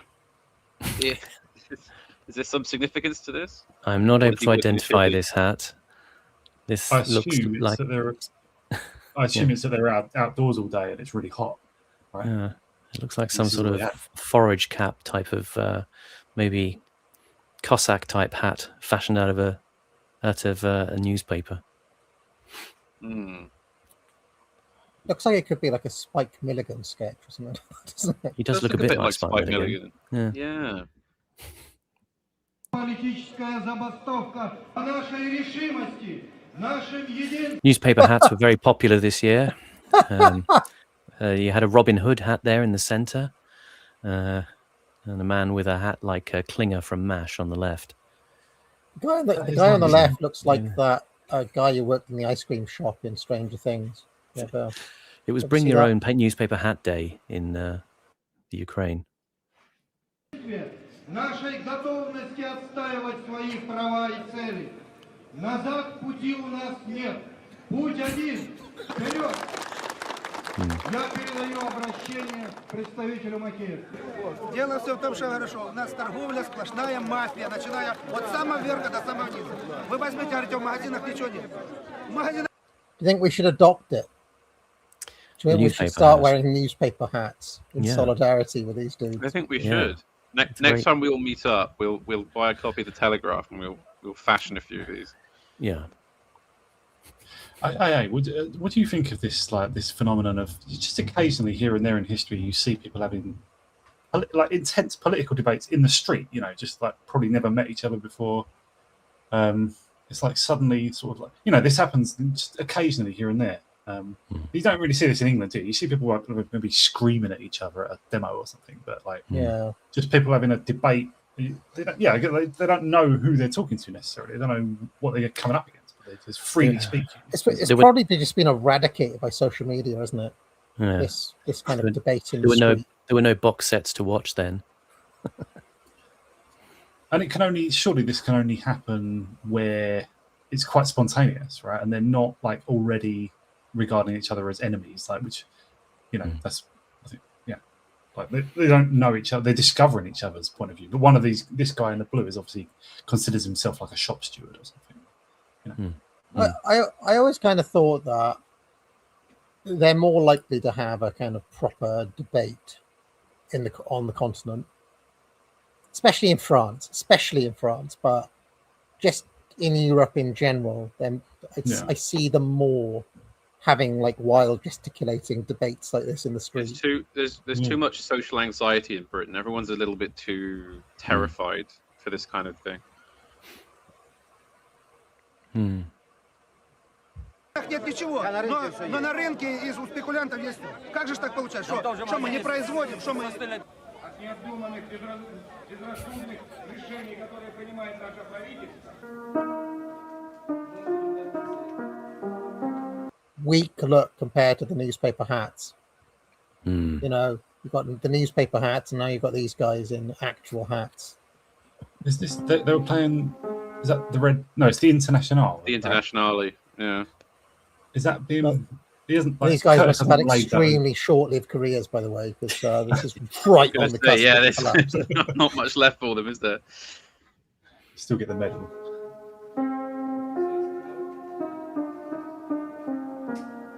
Sounds mournful. It does, doesn't it? Yeah. They all look slightly downbeat as well.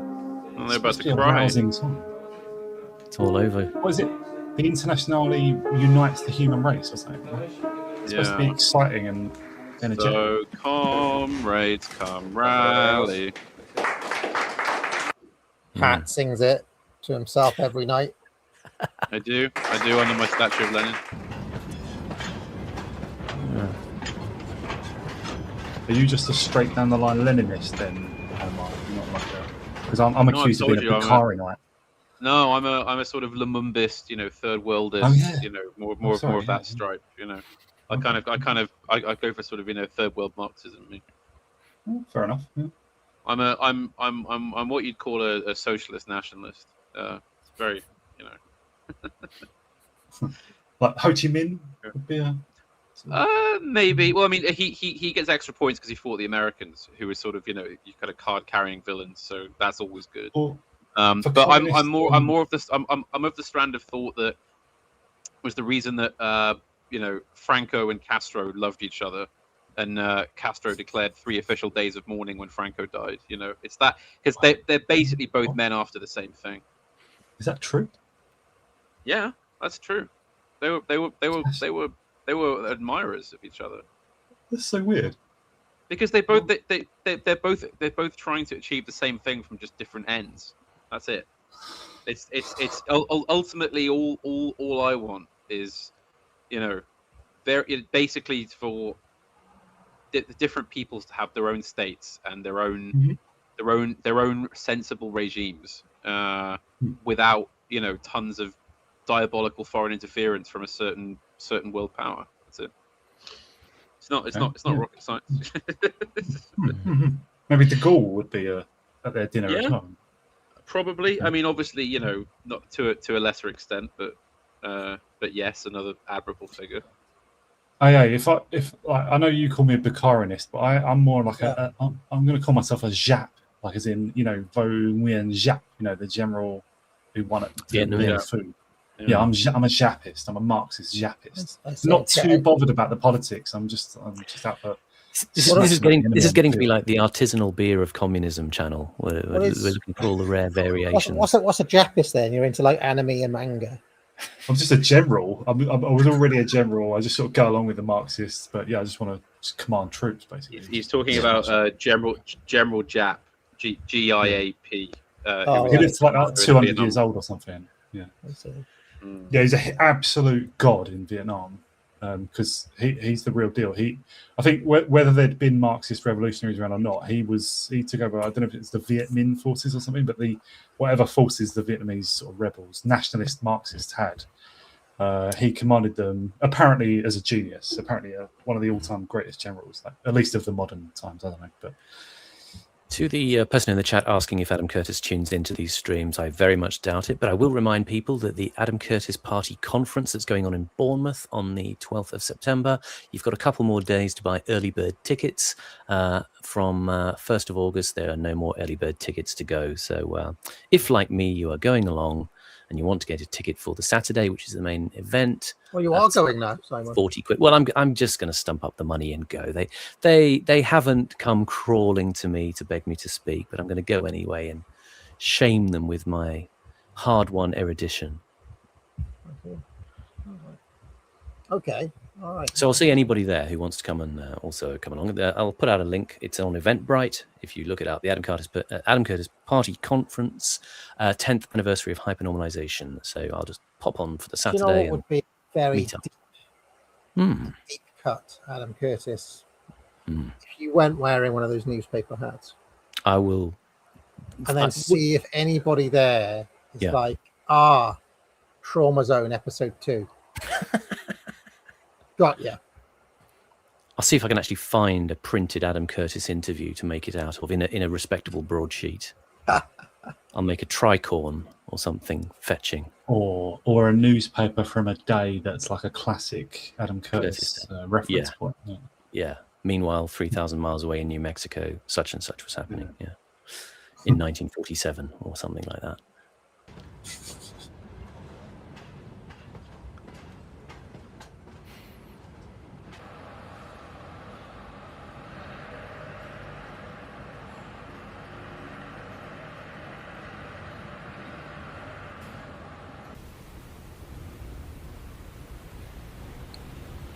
Looks like the average English primary school. So it said Soviet Army Command Center in Hungary. So this is part of the Warsaw Pact commitment, right? Soviet forces were stationed there as part of the Warsaw Pact. See, you play Warhammer in there. Can you imagine Kurto when he saw this footage? Deserted halls. Absolutely. Isn't very all over it. Yeah.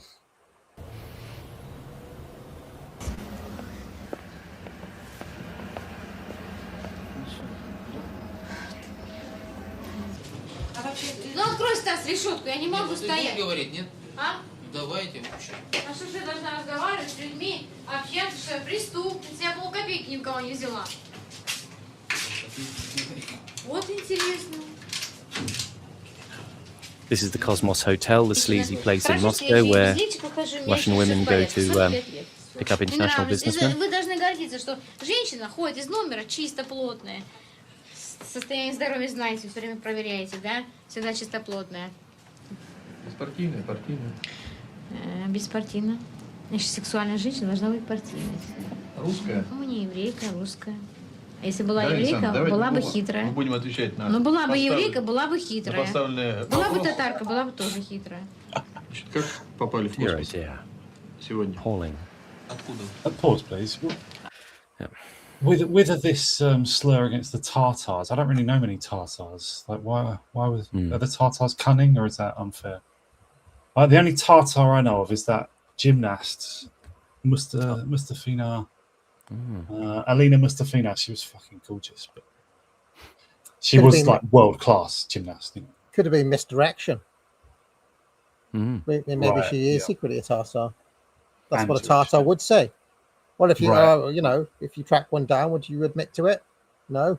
And yeah, she's only saying she doesn't identify as Jewish, like she doesn't follow the faith or whatever, but she's of Jewish Tartar parentage. Yeah. No. Think of the Spanish Inquisition. Would they take that as an answer? Yeah. Откуда он? Да. Англичанин? Англичанин. Англичанин, да. Он джентльмен. Они вообще с понятием о жизни, это же не русский советский человек. Talking of not taking that for an answer, that reminds me of that another Ray Winston scene, but in The Departed, where Jack Nicholson is going, "Are you still a cop?" And he's smashing his shoe on Leo DiCaprio's broken wrist or hand, or whatever it is. Are you a cop? That's pretty nasty. I'm thinking of a JFK reference in this scene with the Russian woman prostituting herself. They've got the right tartar, but the wrong ho-ho. That's quite good. That's quite good. There we go. Very good. Который выпьет, а потом бесплатно будет трахать.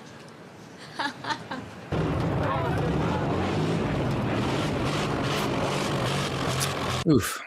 For some reason, I'm now reminded of that there was an advert on in the 80s when I was a kid. Tartar Control Crest. Do you remember that?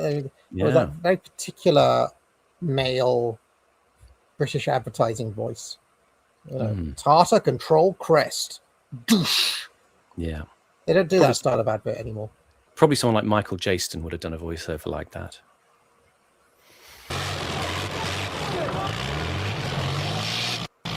Speaking of toothpaste, I recently got Arm & Hammer charcoal toothpaste. I know where this is going. The missus said, "Can we have some Arm & Hammer?" I thought, "What do you want? What's wrong with the normal toothpaste?" "Oh, I don't know, fluoride or something. I want Arm & Hammer." My parents use it as well. And then I brought it back. She said, "Well, can you get a white one?" And I was like, "Well, no, it's charcoal." So now we've got black toothpaste for some reason. So, I've had black toothpaste, charcoal toothpaste, right? But it was like a Colgate one. It still tasted like normal mostly.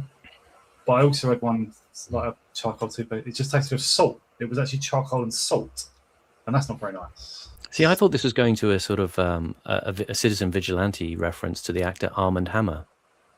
Oh no! Yeah, who's back, isn't he? Yeah, he's back in that. Yeah. You're in full Willie Rushton mode today, aren't you, Simon? I'm sorry. I'm punning like a crazy man. I'm sorry. Puns are very low form of wit. Please ignore me. Do you know there is a story there? Because his was it his great granddad or his great uncle or something was called Arm & Hammer, and people kept asking him. I mean, like year after year, do you own Arm & Hammer, the brand? And he said no, and eventually he bought that brand so that he could stop being asked about it. I mean, I think people then did stop asking about it. Wow. That is real life. Yeah, that is Army Hammer's great granddad or something. Yeah. My grandmother, for all of the years that she was alive, no longer with us, she didn't have normal toothpaste either. She used this toothpaste. What's all that about then? And that I always remember that toothpaste tastes different from normal toothpaste. You it's a kind of it tastes what is eucalyptus. So that tastes very. It tastes like more. I don't know. It doesn't have mint taste, and I never really understood why she's used that instead of normal toothpaste either. But my brother has taken to using that one now. So there's a lot of toothpaste deviation in my family. I'm like, what's wrong with the just use Colgate like any normal person, or Tartar Control Crest. I used to always encourage for SR toothpaste because it's my initials, but they don't do SR toothpaste anymore, I think. Do they still make Tartar Control Crest? Let's have a look. Tartar Control Crest. You don't mean Crest the beer, like Crest Super? No, it still exists. Something. No. Crest still exists as a toothpaste. I feel like it's all Colgate now, though. Well, and is there one called Total? Total, is that? That's petrol, but yeah. Yeah, there's Total. Colgate Total, yeah. I Total use toothpaste. Aquafresh because it's cheaper and it still does the job. Oh, there we go. Old- Colgate, yeah. Old heads in the chat saying they used bicarbonate back in the day. I remember my dad saying he used that and salt and things like that. Well, that charcoal one has got bicarbonate of soda in it. Can you still get the one that comes in a tin and it's like a powder and you have to like rub the brush in it? Mix it. Yeah. I'm kind of reminded of my favorite ever TV moment of the Wife Swap USA, when it was a family that only ate raw food, the raw meat family, and they had all this raw meat in little jars. So this one's been going for 8 months and things like that, and they wouldn't cook anything, and they also wouldn't use any detergent, so that they instead of a bar of soap they had butter, and instead of like brushing their teeth they kind of they had all these other alternative things. So yeah, Butter would make you smell of butter and it would go off. They wash their face with butter if you watch that show. But anyway, we can. Are you ringing the bell, Simon? It's just brushing the bell gently after people in the chat have said something. Just I thought that was hinting a at the wind bell. chime, Simon. Just grazing the bell gently. Well, anyway, if you can ever watch that episode of Wife Swap, it is the best piece of television of all time. Even better than James crying on the log in Bear Grylls' The Island, and even better than Michael Barrymore in Celebrity Big Brother smashing eggs on his own forehead in a state of existential despair. One of the greatest TV moments of all time. But on this particular episode of Wife Swap, the wife who comes in, who's this black lady from New York, when they change the rules, like they've got a week where the wife has new rules in the house. Well, she takes the kids out and basically gives them some cooked burgers, and then it kind of goes all right, and they enjoyed it and so on. But then later on, when they get back, they all have a bad stomach because of they're not used to eating cooked food anymore. And the wife, the husband, the dad, who's a man with a bald head and a mustache, who looks somewhat like Inspector Grimm, has a full-on breakdown, starts crying, and then kind of like falls down onto the kitchen sink and falls to his knees in despair, crying about the fact that he's let his kids down. And they're such troopers. That's my favorite TV moment of all time. And in fact, as we're watching this, I'll see if I can find it so you can watch it.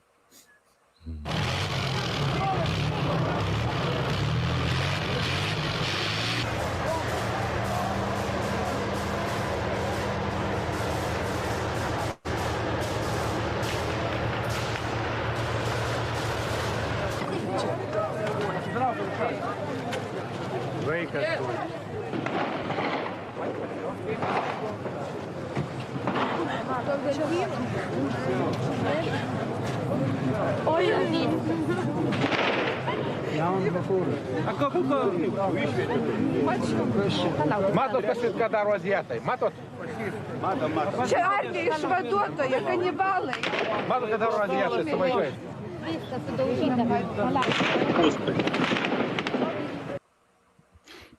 Just as a reminder for context, what was Gorbachev actually trying to achieve here?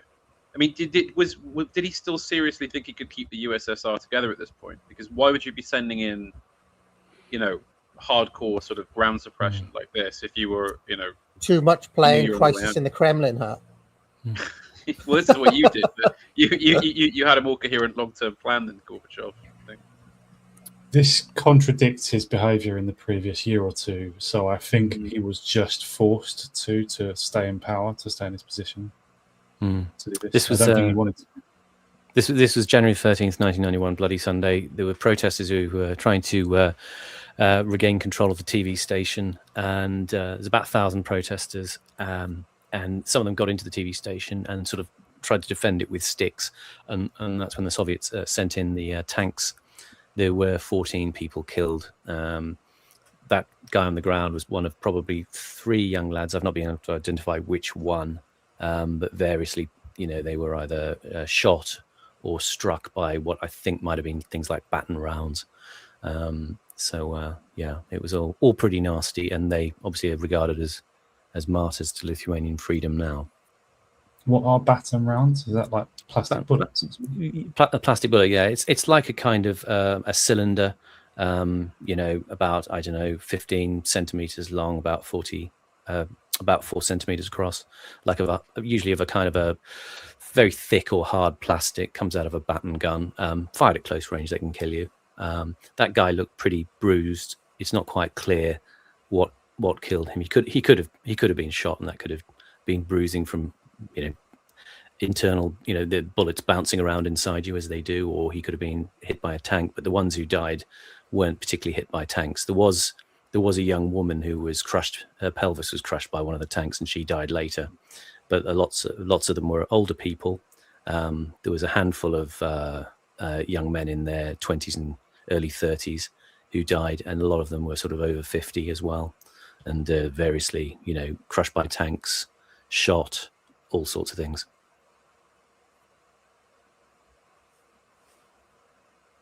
Взяли. Вроде все.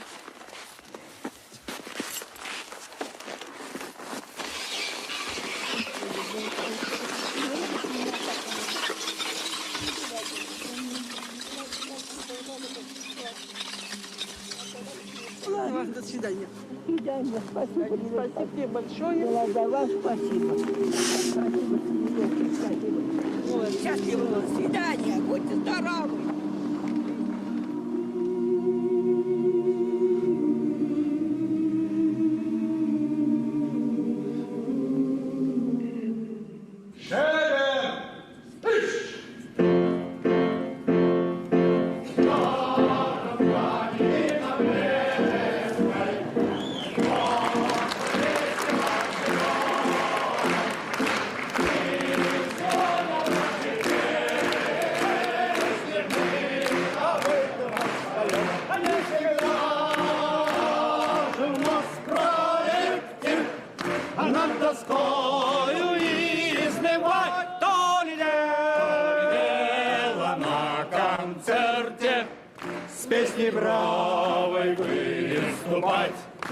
Is this a Milton Friedman tribute gala? No, no, it's not. I think it's difficult to track down information on this specific moment with the big pencils that they're carrying, but I think it's the opening night of the station called RTR, which is now called Russia 1, in May 1991. And I don't know who these guys were. I couldn't identify them. Why they're carrying pencils, whether it's a kind of a free speech oppositional kind of gesture. It did sort of kind of mark the shift from state-controlled television towards a television that was ostensibly a little bit more free-ranging. That's about all I can say about it, really. You can see on some of the cameras the initials APN, which was from Novosti press agency, which had its own cameras, which they then gave over to RTR, and they started this supposedly slightly more independent TV station. Whether that's actually borne out in reality, I do not know. Have you ever heard about the wonders of how a pencil is made, Simon? I bet Milton Friedman could tell me. It took thousands of people to make that pencil. The cooperation of thousands of individuals, all pursuing their separate interests. And, it may well have been that the individuals who made that pencil hate each other, but yet they each gave a small part of their labor to produce that pencil. And that is the wonder of the market in a nutshell. And you would have had a skilled pencil maker to make an outsized pencil like that, wouldn't you? You'd have had to have some pencil guy who really knew what he was doing to make a 2-meter pencil.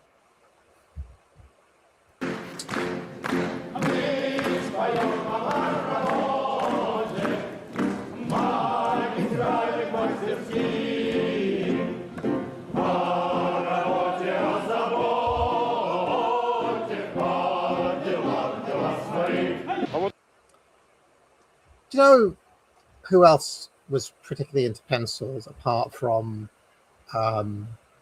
Milton Friedman and free marketeers who love talking about pencils? The rappers. The rap singers. The rap singers. You know the rap singers? The rap singers, you get them around the shopping centre. Yeah, around the by the yeah, ramp. Yeah, when they do that. The rap singers Yeah. always brought up number 2 pencils in their raps. Now, can any Americans explain to me why the rap singers were always going on about the number 2 pencil? Not just any old pencil, the number 2 pencil. What's that all about? What is it? What does it mean? What's the number 2 pencil? Was there like a kind of state law in America where that you had to do exams in number 2 pencils, maybe? What's a number 2 pencil at the end of the day? I mean, I'm going to look it up now. Someone's saying, is it to do with lead? Obviously, there isn't really lead in it, but the lead of the. Yeah. Wasn't there something about like 2B pencils or something? Am I getting this wrong? You know, no, yeah, that very is thick, pencil. dark ones. Yeah, that's right. What is a Is that number right? 2 pencil? Right, I'm going to ask Google. Why did rappers always go on about number 2 pencils? On about number 2 pencil. Yeah, it's a soft pencil. Rappers do not constantly talk about number 2 pencils. Oh, thank you, Google. The reference is famous from a single line in Ice Cube's 1993 hit song, "You Know How We Do It," where Ice Cube raps, "If you want to jack me on a lick, because I'm that fool from South Central, you'll think you stuck yourself with a number 2 pencil. That's how I poke hot lead in your ass." That is not true, because I specifically remember Pras Michelle from the Fugees talking about number 2 pencils, and I'm pretty sure the Wu-Tang Clan bring up number 2 pencils. I'm going to ask Rock. All right, let's carry on. I'm going to go down this rabbit hole. I'll just read out Google while you're doing that. The Google AI is saying, I put in rap hip hop 2B pencil. It says likely refers to the creative process of writing, sketching, or brainstorming hip hop lyrics and graffiti art, as the 2B is a famously soft, dark lead favored by artists and lyricists for its bold, smooth marks. It may also reference the rap album 2B Pencil by A.T. Neck. N-E-K. What? Really? Yeah. A whole album? There's an album called 2B Pencil by A.T. N-E-K at A.T. Neck. So there you go. It's the. That's not just imagined, right? No, that's what AI is saying. So. No, that's why I had to check whether it's imagined, because AI just sometimes does make things up. Okay, so literally out of things. Yeah. So the Fugees, I specifically remember this reference, right, on the score by the Fugees. I think it's Pras Michelle. "I'm a bring down the ruckus, play the nutcracker, roughneck rednecks makes me no bother. Time after time, ask Cyndi Lauper. Boss, you don't want to fuck with my partners. Motion commotion, what's your proposal? Uphold twofold, the crew is disposal. Like utensil, floss like dental. I autograph my lyrics with a number 2 pencil." So there we go. Praz used a number 2 pencil to write his lyrics. And there's also the Jizza Genius song, Pencil, where he talks about writing lyrics. So I think what we're getting down to is that many rappers write their lyrics using a pencil. There you go. Presumably so they can rub out mistakes and go back. Of which there are plenty. Yeah. We hope you've enjoyed any of this. them interlude on Sorry, go on. pencils. This is because I literally couldn't find any information on this incident with the guys carrying pencils on stage. Do try and Google it yourself if you want to give me some information, but I couldn't turn up anything. So we've substituted a conversation about hip hop and pencils instead into this part of the show. Well, do any of them actually cover like the role of the division of labour in producing pencils, or is that left to the economists? I don't think so. Although rap is implicitly pro-market, isn't it? Okay. Most of the time, Right. because Well, at least cash. they live by the code of the streets. Cash rules everything around me, etc. I'm pretty sure Eminem mentions the number 2 pencil in the song "Without Me," apparently.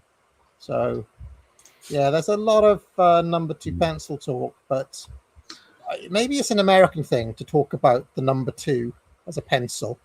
So anyway, and these pencils they're carrying on stage, obviously, I presume they don't actually write; they're just ornamental. But yeah, would a pencil that size, like bearing in mind like Friedman and whoever's point about, how, say it takes 1,000 or 10,000 people, or whatever, we don't really know, but does it take way more people to produce a massive pencil, or way less people, or what? I mean. I suspect though that Simon is right, that this would have been the work of like one artisan, master craftsman of pencils, and it ain't really a pencil, right? It'll be a special, special commission, probably. Yeah. It could be the economy of scale that Friedman proposed might have covered this pencil as well, but I don't know. I actually wonder if this could be cited as an example against Friedman. I wonder. But... The artisan version. Is it anybody see the film Sightseers by Ben Wheatley, where they one of the stops on their sort of erotic odyssey of Britain is a pencil museum in the north somewhere, and she buys a giant pencil for £20, like one of these. It just puts me in mind of that. It's interesting how it came back with the Charlie Hebdo thing. Do you remember people carrying pencils aloft? Yeah, symbols of journalism. I think there might have been giant pencils in some of those protests. I could be wrong, but I have a feeling there was. Were they using like fountain? You're holding up fountain pens as well, yeah. Something like that. I think Hebdo may have done a cover itself. Fountain. And there is a pencil museum in Keswick, according to gentlemen in the chat. So go to the pencil museum in Keswick. A real place. Yeah, that's the sort of thing like Giles Brandreth might run or something. You may see rap singers hanging around on their days off at the pencil museum in Keswick Pencil Museum. Yeah, the rap singer Eminem in "Without Me" doing drive-bys in Keswick, featuring Giles Brandreth. In "Without Me," Eminem raps, "I've been dope, suspenseful with a pencil, ever since Prince turned himself into a symbol." That's what he says. Couldn't he have rhymed it with stencil somehow? Oh, come on. Apparently not. It's a bit obvious. Yeah. So I think that's probably enough pencil talk. Apparently Nas in the song "New York State of Mind" also mentions number 2 pencils. And there's another rap song here saying, "I'm number 1, but my pencils are a number 2. Why is this such a big deal? Why is it so specific? Why is it such a deal? Anyway, in the chat, someone said number 2 is just a standard issue in American state schools. So, they go, right, I want you to take out your pad and your number 2 pencil. Like loads of teachers would have said that. Yes. Americans are so strange. Just call it a pencil like any normal person. Anyway, let's carry on. А вот то, что дождик, не холодно тебе? Я вот замерз совсем уже, ужасно просто. Я тоже. I write my lyrics with a pen, by the way. A Sharpie pen. I write my lyrics with a Sharpie pen. Doesn't have the same kind of, strike you with a Sharpie. I like the Sharpie.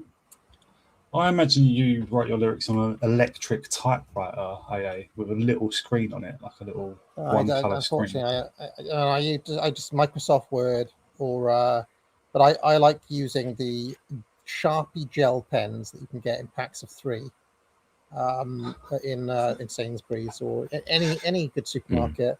Sharpie gel pen, glittery ones. Not the glitter. No, just black. Just black. I mean, they do come in other colours. You can get that in a number of places, but yeah, I like the black one. You open up a Word document and you write on the screen with those, right? No, paper. Usually, I mean, in my journals, in my various journals, I write with the Sharpie pen, and when I'm writing an essay or something, I usually do it directly onto Word. And sometimes I will take myself to a coffee shop to write in the coffee shop with a laptop. I haven't done that in a while, but every once in a while I'll do that.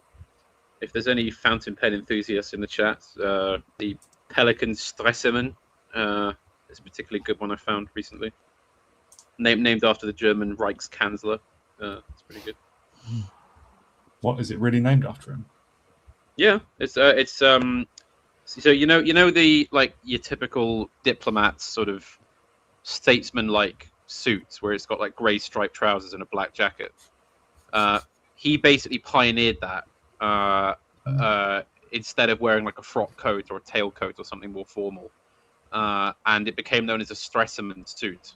And this Pelikan, this very good German fountain pen company, has made one of their pens with a very distinctive grey and black stripe all down it under a black cap. So it resembles the color palette of the Stresemann suit, and it's named after the statesman, honors him. Early 1920s Chancellor. That's good arcana. I like that. Stresemann is spoken of well by historians. Tends to be because they think that if he hadn't snuffed it, or was he forced out of power? But he died quite young anyway. Yeah, he died. He died suddenly. He was a very keen statesman.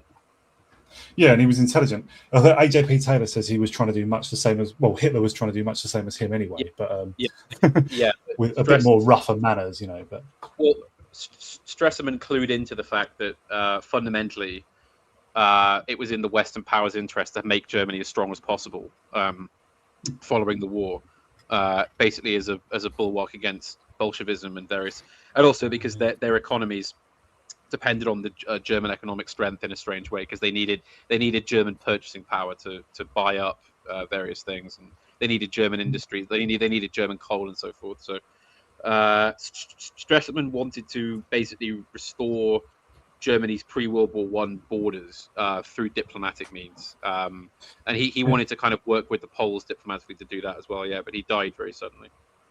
And I'm guessing probably would have proceeded to do something like the Mittel Europa sort of, I don't know, with a credit union sort of thing, whatever.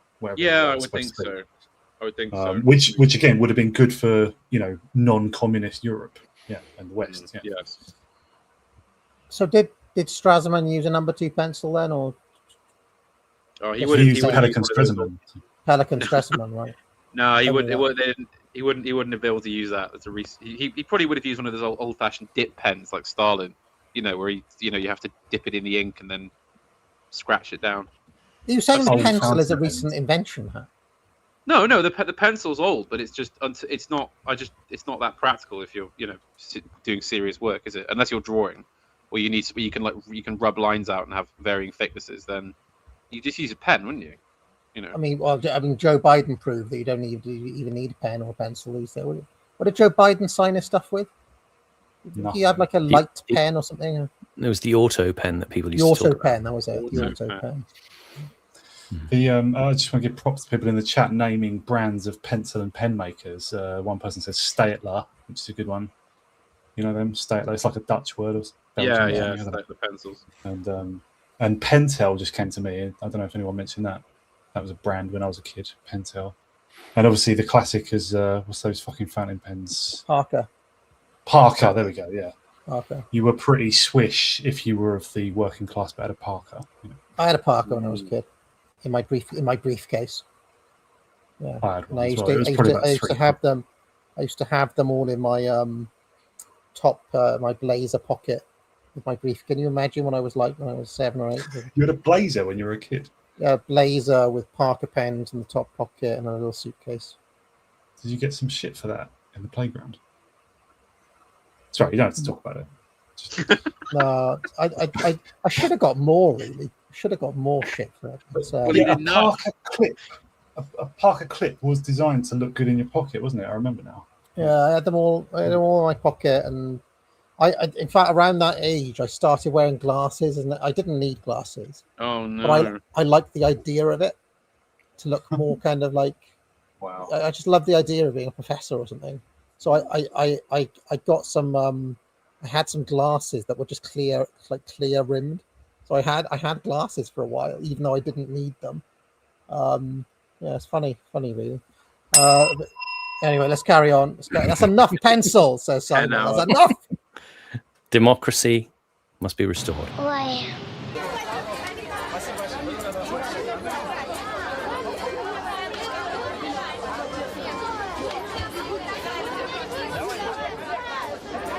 I told you the story before, Horace, how I moved schools around that age, and IRS was in wrestling. Remember IRS, Erwin R. Shyster?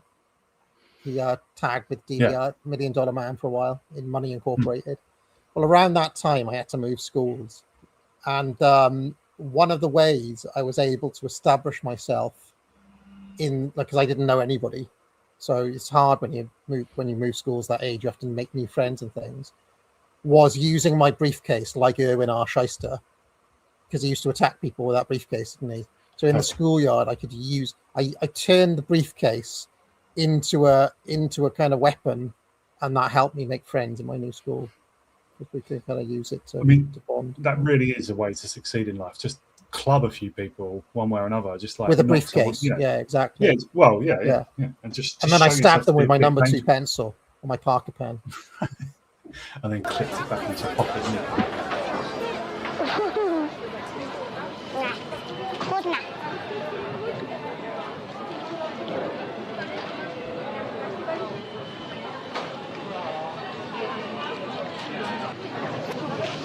А нас за скидку брали и вышвырнули.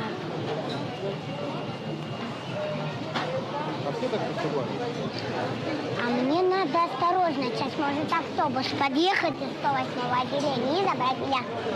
Почему тебя заберет? Ты придешь домой, мы здесь кушаем официально, без проблем. There you go, Simon. Stephen was a massive fan of the pencil pen chat. Just a reminder, that girl was 6 years old, right? Is that right? Yes, little Natasha, 6. So. Disturbing, like the amount of stuff she has to think about, like looking out for the cops and stuff. Yeah, exactly. That's terrible.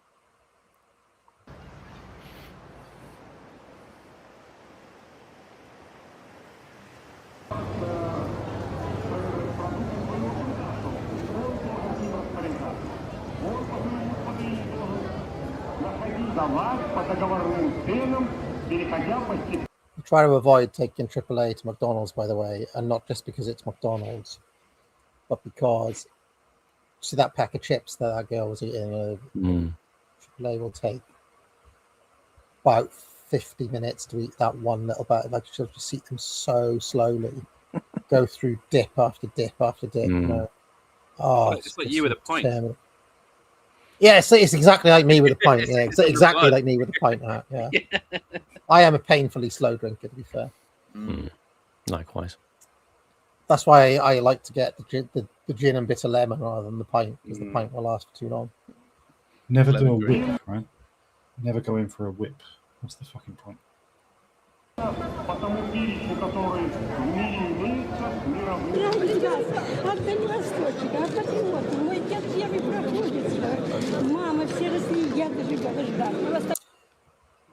The person in the chat thinking that they would have bullied me circa 1991, 92, 93 maybe hadn't come up against the sheer feistiness of the young me. I was a difficult figure to an interminable spirit. You know, you probably would have got whacked with the briefcase and had to scarp her off. He would kick in the door, waving the 4-4. Exactly. I was in. Don't hit me no more. Exactly. Yeah. You know, you face the commission. No. It's not the size of the man in the fight. It's the size of the fight in the 5'8" man. Exactly. Just to sketch out, like I assume you were hitting them with the flat of the briefcase, and it was not too heavy, right? You weren't bringing it in under their chin or something with the edge or the corner of it or something like that. No, they were safe working shots. Sort of thing. Working shots, or else. Although it was a big old briefcase. It was a Samsung No, not Samsonite briefcase. Briefcase. A proper Samsonite briefcase with a code lock on it, and it was big. It was almost like one of those briefcases from Pulp Fiction or something. It was big. Did big it have old like briefcase. gold brass catches and Yeah, shiny? it was a proper briefcase. It wasn't like a little leather job. It was hard. It's a hard briefcase. And AA, when you hit someone with it, did you at the same time slightly jump and stamp on the ground? To make the yeah, you've got to sell it. You've got to say you've got a working stomp and working punch and all that sort of stuff. Yeah, make exactly. the ring rumble sort of thing. Yeah, exactly. Yeah. You see, the thing is that I was 5'8" at the age of 11. I basically haven't grown since I was 11, so I was actually quite tall as a kid. Like, and I know this because my dad. Did you ever have this thing when you were a kid where they take your height? So my dad had this thing on the kitchen door. It's still there actually, where he took the date and how tall I was at various different things. Mine just stops in like 1994 or something like that. I just stopped growing. Whereas I had to watch as my brother through the years just didn't stop. My brother's taller than me, so he just carried on going. But I basically stopped growing when I was 11. I don't know why that was. Sometimes it's the tall ones that get bullied. Yeah. I mean, not for me though. No. I did get bullied for about 2-3 weeks. No, I mean the really tall ones. I mean the freakishly tall. Oh, kids. the Simon, like the merchant, the Stephen Merchant. Yeah. That's what I'm thinking. Exactly. Yeah, that is true. That is true actually. But I did get bullied for about a month when I went to that new school because it was packed lunches. I've mentioned this before. My mother was giving me Branston pickle and cheese sandwiches, and I didn't know anyone. Nice. And I had to stay in. I had to stay in at lunchtimes to learn how to write again, because this new school we had to write in fountain pens with a Parker pen, and it was run by these insane nuns. I've told you this before, and so I had to stay in until I could write in copperplate writing instead of however I'd been taught to write already for a whole month. So that means I didn't really get to go out to play. And it also meant I had to quickly have my lunch before I went to see this 85-year-old nun leaning over my shoulder, teaching me how to write again. And the girls who were there made fun of my Branston pickle sandwiches. They said, "Oh, your sandwiches smell." So I had that for about a month, and that's the main period of me experiencing bullying. It's like Tom Jones' School Days or something. Yeah, that's girls. They're always into sort of sandwich hypergamy. They're sort of going up for sandwiches. Yeah, horrible girls making fun of my sandwiches. But, see, when I look back to school, I just think what an incredible privilege it was to have just no girls, just what a wonderful. Sandwiches? Yeah. They were after guys with New York deli sandwiches with pastrami and pickle and stuff like that. And you know what they were after, but Branston pickle. And the thing is that I could have gone. I felt bad for my mother. I didn't want to tell her, "Oh, these Branston pickle sandwiches are causing me grief." So I basically just fronted it out. I just carried on. I just kind of grimly took it because I didn't want to upset my mum about the Branston pickle sandwiches. You get into these funny things when you're a kid, don't you? And I didn't want to, so I just kind of kept it to myself and endured their chants and jeers. But it kind of went away after a while. So there we go.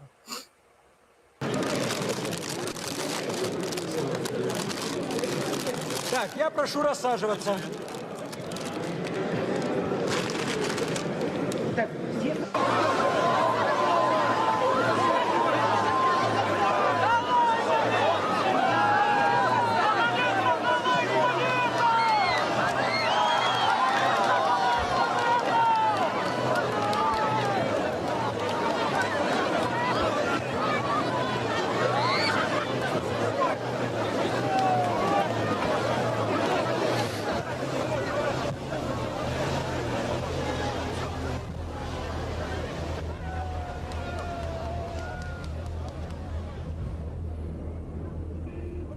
pause. Go on. So, oh, sorry to pause at that. That looks like an amazing bit. Let's just carry on. Actually, it's just a silly thing. Let's just carry on.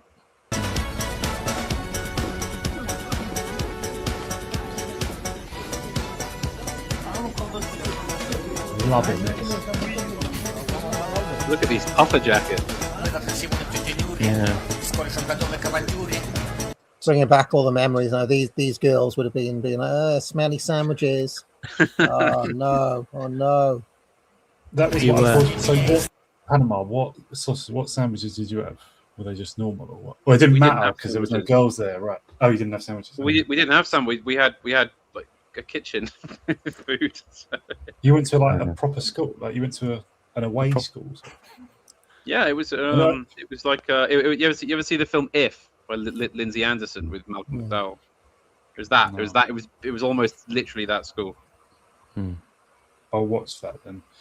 So I went to a school like that, a kind of posher private school before I went to that one run by nuns.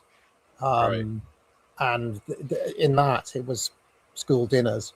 It was kind of, the various and you got the sponge with the custard and the standard menu. Those sort of things. So people in the chat made the comparison to Will from The Inbetweeners.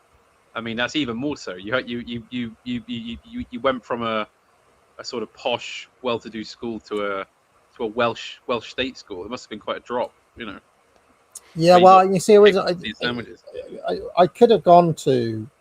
We went to see this place called. I can't remember what it's called now. Some posh secondary school. And I remember that the people there looked kind of they didn't look like they're having fun. They were kind of just, I don't know. I didn't want to go there. I was like, I'll just go to the comp.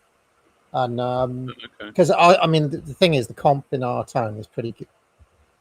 Was a very good school in and of itself. So I was like, yeah, I'll just do it. And I'll never forget, because even though the nun school was not as posh as the first school I went to, it was still a private school. And the day we were leaving, the day, 5 of us had decided that we weren't going to stay, we were going to go to the comp. And this friend of ours was standing on the gates of the school as we were leaving. And I remember him well. He had big ears like Prince Charles, this boy. And he was just kind of leaning on the gates, and he just said, see you when you're all bin men then. See you when you're all bin men. As a kind of parting shot, because we were going to the comp. So that I remember that, yeah. When you finally got your PhD, were you like Biggie Smalls in that song where he's like, this is for everyone that said I'd be a bin man. This is for everyone that laughed at my sandwiches. This is for I don't know, but clearly it was something, because I still remember it all these years later. It was just the way he said it as we were as a part of the last time I ever going to see this person. And in fact, I did bump into him years later when we went over this guy's house. This guy had a swimming pool in his back or something, and we all went over there, and he was there.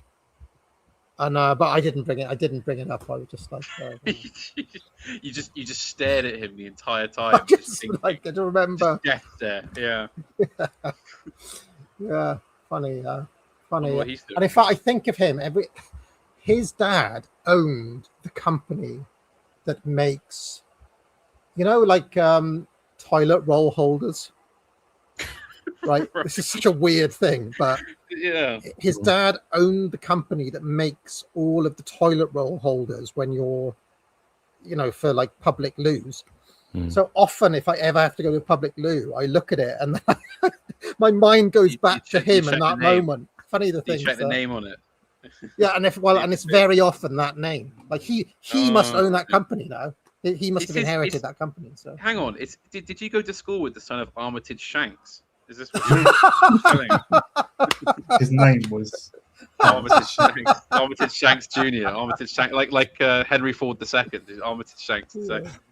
Well, I wonder if he managed to like maintain the family business, or if he ran it into the ground or something. There are great fortunes in these things. I was reading a Twitter thread recently about Americans are talking about. Oh, I know this guy who runs this company who makes this little bit of wire or this little rubber cap thing that you get on these things. And there are people who make lots of money just out of making crappy, simple. I think are you talking about like the plastic spring-loaded toilet roll holder things that just sort of I mean, those slip like, into place. Very simple that, like, white plastic. That big unit. If you're in a public loo, there's some big plastic thing on the wall. Okay. That you get like bits of tissue paper out. Yeah, very often the name, like the name of the boy, the surname of this boy, who it was. His dad owned that company, and his surname was that surname. So yeah. Can people in the chat please give us the names of loads of toilet roll holders makers, and you'll get. I'll see if somebody gets it. All right, let's carry on. Please.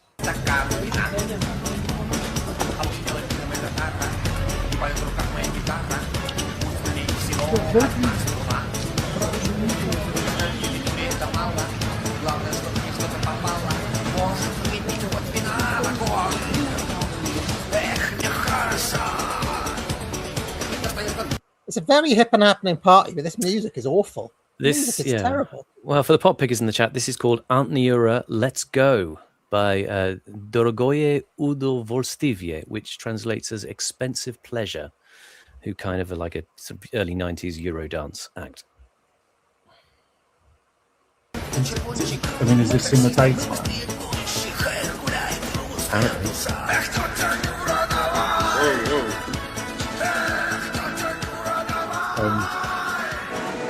Pause, please. I was just wondering, is this like event in the daytime, and are they all sober and stuff? Like, I imagine it's just kind of hard to get a dance floor going, That bloke in the suit wasn't sober. I don't think it was booze, but I don't know what he's done, but he's done a lot of it. You can go to. I've been to pretty drugged up events, and you do just meet people who are have not even had a drink or anything. And it's like 5 a.m. I was like, they're still just boogieing with everyone else. Some people just have that other middle of the night energy sort of thing. They just live off the vibe. Yeah, they just feed off everyone else's mood or something like. I don't know how it works, but and those people are essential at a rave as well. They make you feel a bit, a bit less crazy.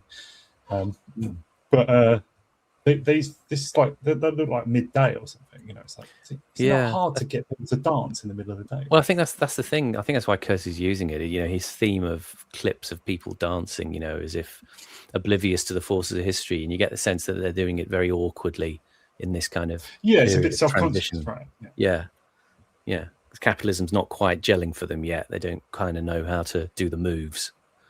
See, I'm just thinking of Stalin, right? Because he was always quite critical of NEP, the NEP in the 1920s, where they kind of reintroduced market capitalism on a local scale. I just wonder what he would make of this, capitulation to the bourgeois world. Wouldn't have liked it. Wouldn't have liked it. Like it's all Khrushchev's fault. Yeah, yeah.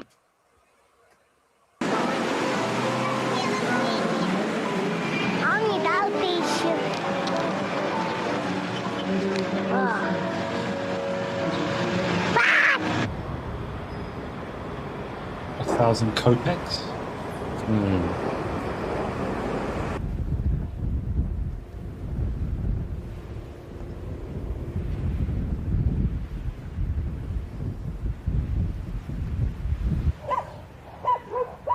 That whole mine will probably produce like a tiny amount of gold. Like gold is really, obviously everyone knows it's rare, but you have to crush like a massive amount of rock and then do all the process and stuff just to get like a few, I don't know, like 1 kilo of gold or something. Yeah, cyanide retrieval process. Do you know? Yeah, it's like really pulsative, isn't it? It's really like dirty process. In all of my years of studying economics for us, even down to actually in person being at the Mises Institute and talking to a bloke who literally wrote an entire book on gold, I still cannot understand how gold enters the money supply at all. How it and enters I went over it and over it and over it, and asked this guy who written the book on gold after. I just don't understand how it's possible. Do you mean how does like it start? Ago? How does it start? How did it first become money? How does it even at any point? How does it enter into the money supply? Just makes no sense at all. Well, I just set up a gold mine, and now money. It just makes no sense. They produce refined gold and sell it as a commodity. It doesn't enter the money supply exactly. It's just sold for money. But at some point, gold was money, wasn't it? Yeah, like when coins were made of gold, and they in various places and times. But it's not obviously in the fiat age. Gold right, but I'm talking historically. Just makes no sense. Well, it was found like Mises says you can't fully explain it. Like in the theory of money and credit, he said you can't fully explain why gold became more than anything else anyway through history the money commodity, let's say. But he says it must be a combination of several factors to make like the rarity, the scarcity of it. It's more scarce. Like it's much more scarce even than silver, or it's maybe less scarce than palladium. I don't know, but it has almost no other uses, although it does have a few.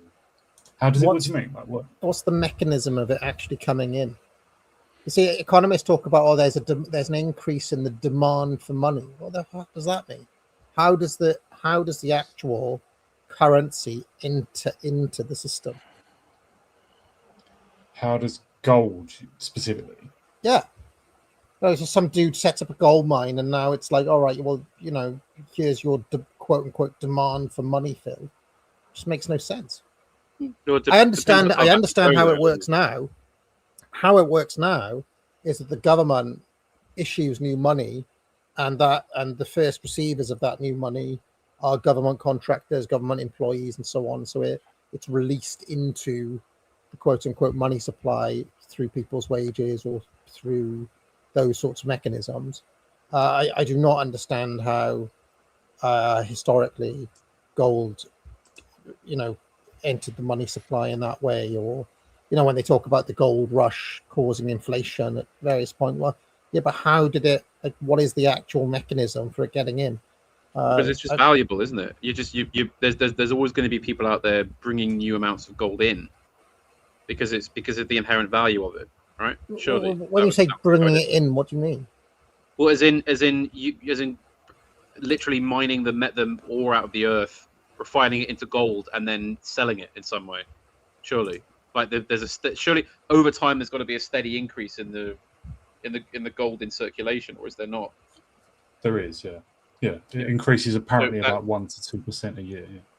Yeah, but I mean, also, depending on how far back you're going, use of currency was very rare. It was like governments and very wealthy merchants would be the only ones using actual coinage. Most people would just be doing stuff in kind, right? You don't. Yeah, you only need currency at a certain point. That's another very mysterious thing, though, huh? And again, I in fact I even returned to it when I wrote Foundations of Shakespeare. It's very hard to figure out the precise mechanism by which currency, like use of currency, increased in the Middle Ages, or in the early, in the medieval period, when it's like the guy is working for turnips on the land and all that sort of stuff, giving his taxes, turnips, etc. At what point how does the money first get in? Who is facilitating that? What does it look like? And I've never really found anyone even try to explain it step by step. Sorry, say that last bit again, Simon. How does? Who, me? Sorry, not Simon. Sorry, AA. Sorry, the last bit I cut out for a second. So like in the medieval era, you had a situation where most, the knights all had bonds of oath. Right, and not feudal oaths. So it was an honor system, and the peasantry, gave their labor on the land in exchange for a place to live, and they would also work for themselves, and they'd give a portion of their week to the Lord, and they'd have a portion of their week for themselves. Well, they wouldn't give the Lord money; they'd give the Lord turnips or whatever they were growing on the land, and then they'd have a portion of food for themselves. At some point, money, currency enters into the system, and then somehow it grows. But the process by which the money supply grows, or where it comes from, or how its use as exchange increases over time, is somewhat mysterious. I would think it would be parallel to the growth of banking as an institution in the 11 and 1200s, in that you could that money in that context is an expression of potential wealth, right? It's an expression of what you could potentially give somebody, or that which you control. So of course you can't really lend people goods in the same way you can lend them money, right? So presumably it would be something to do with that, in that you had a growth of like there was an entry of finance into politics as well, you know. But let's say, let's pretend the king opens a mint, and he says, right, I'm going to issue new currency now because there's more quote unquote demand for money. Well, how does he do that? How does it enter into the system? Who gets it? Do you understand what I'm saying? It's like it's a very hard thing to get up and running.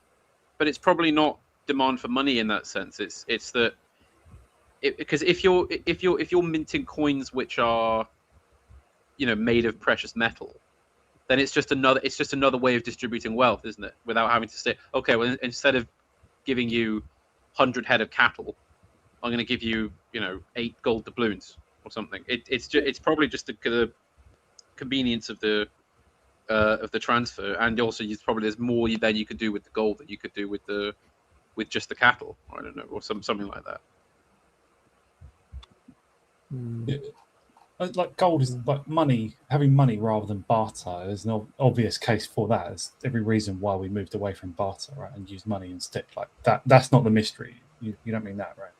Well, what I'm talking about is the actual mechanism by which the money enters into the economy in the first place. This is like, I mean, it's like, okay, well, all right, the now economy people... and the use of money in the economy would have developed together. I don't think one happened later and was introduced. Well, it did. I mean, in the I think money goes back very far, though. It goes back to prehistory, like using gold or silver or copper. In the early medieval period, we know that the total amount of money in circulation was limited because most of the system was built on honor oaths. So there was money, but there was just a small amount of it. But as time goes on, the money in circulation increases, and the demand, the quote-unquote total demand for money increases. But then, as that happens, right? So then, familiar with this term, demand for money, right? Yeah, demand for money. So, in classic Say's law, Horace, let's pretend there's a marketplace. Okay. Right? There's a marketplace, and you're a wool merchant selling your wool on the market. And as time goes on, you become more successful with that. You then, as the wool merchant, have other goods and services you need to carry on expanding your business. For example, you may need a warehouse to store your goods. You may need to employ a security guy to look after the security of the wool in the warehouse. Also, you're just a person who wants to buy stuff, right? And you've got more money, so you want to buy stuff. So this being Say's law, the total demand in the economy for stuff has increased, but with it, the total demand for money has increased because, if you think about it, that market has grown, so the total amount of money has grown with the market demand. Does that make sense? Not necessarily. Yeah, because the total amount, more stuff is being bought and sold, right? So if you had a very simple economy of just like 10 people, it could be with smaller amounts of money per unit or per thing or per transaction. I mean, you could in theory have a fixed amount of gold, right, and carry on dividing it down and dividing it down. Not actively increased by the state. I mean, like not it doesn't have to be fixed because there could be money coming in, more gold coming in from somewhere else. You know? But just to come back to the point, the total demand for money is increased. Whether you do it by dividing the fixed amount of gold down into ever smaller chunks, or you simply just introduce new money into it, more people want more money. The thing that is mysterious to me is how exactly that happens. That is the thing that I don't really understand. Like what is the mechanism by which that market gets more money? I don't really understand it. Maybe somebody can sit down and explain it. If it is the case that growing or deepening or broadening economy or whatever is creating a greater demand for money, you probably find that, like, I guess more exports would be made, which will bring in, which will be paid for in gold. So, I mean, it could be that a trader comes to town and supplies. As more people come in, they bring the money with them, but they still have to get that money from somewhere, and it still has to originate somewhere. See what I'm saying? From mining, I suppose. From ring mining. the bell. Ring the bell, Simon. Mining, gold mining. The answer to all of that was mining. Mining. Right, yeah, okay. But gold mining, right? Okay, you're a bloke with a gold. Right now, I've got all the money because I've got a gold mine. It still has to get from the gold mine into the real economy. How does it do that? Because you sell the gold. That's how you make money from the guy gold. Sells it. The miner sells it. People come and buy the gold to make other things out of gold. For whatever else you can trade it. So the gold miner is getting stuff in exchange for gold. He's getting stuff. Well, it doesn't have. Right. It could be Depends anything. when this is happening. Like in the current time, he'd be paid in pounds or dollars or whatever. If it was in the past, he might be. So what? Yeah, what would you sell gold for? I don't know. A pre-fiat. See what I'm getting at? All right. Anyway, never mind. But the gold does get used and spent and stuff. So as far back as I can remember, I always wanted to be an Adam Curtis documentary reviewer.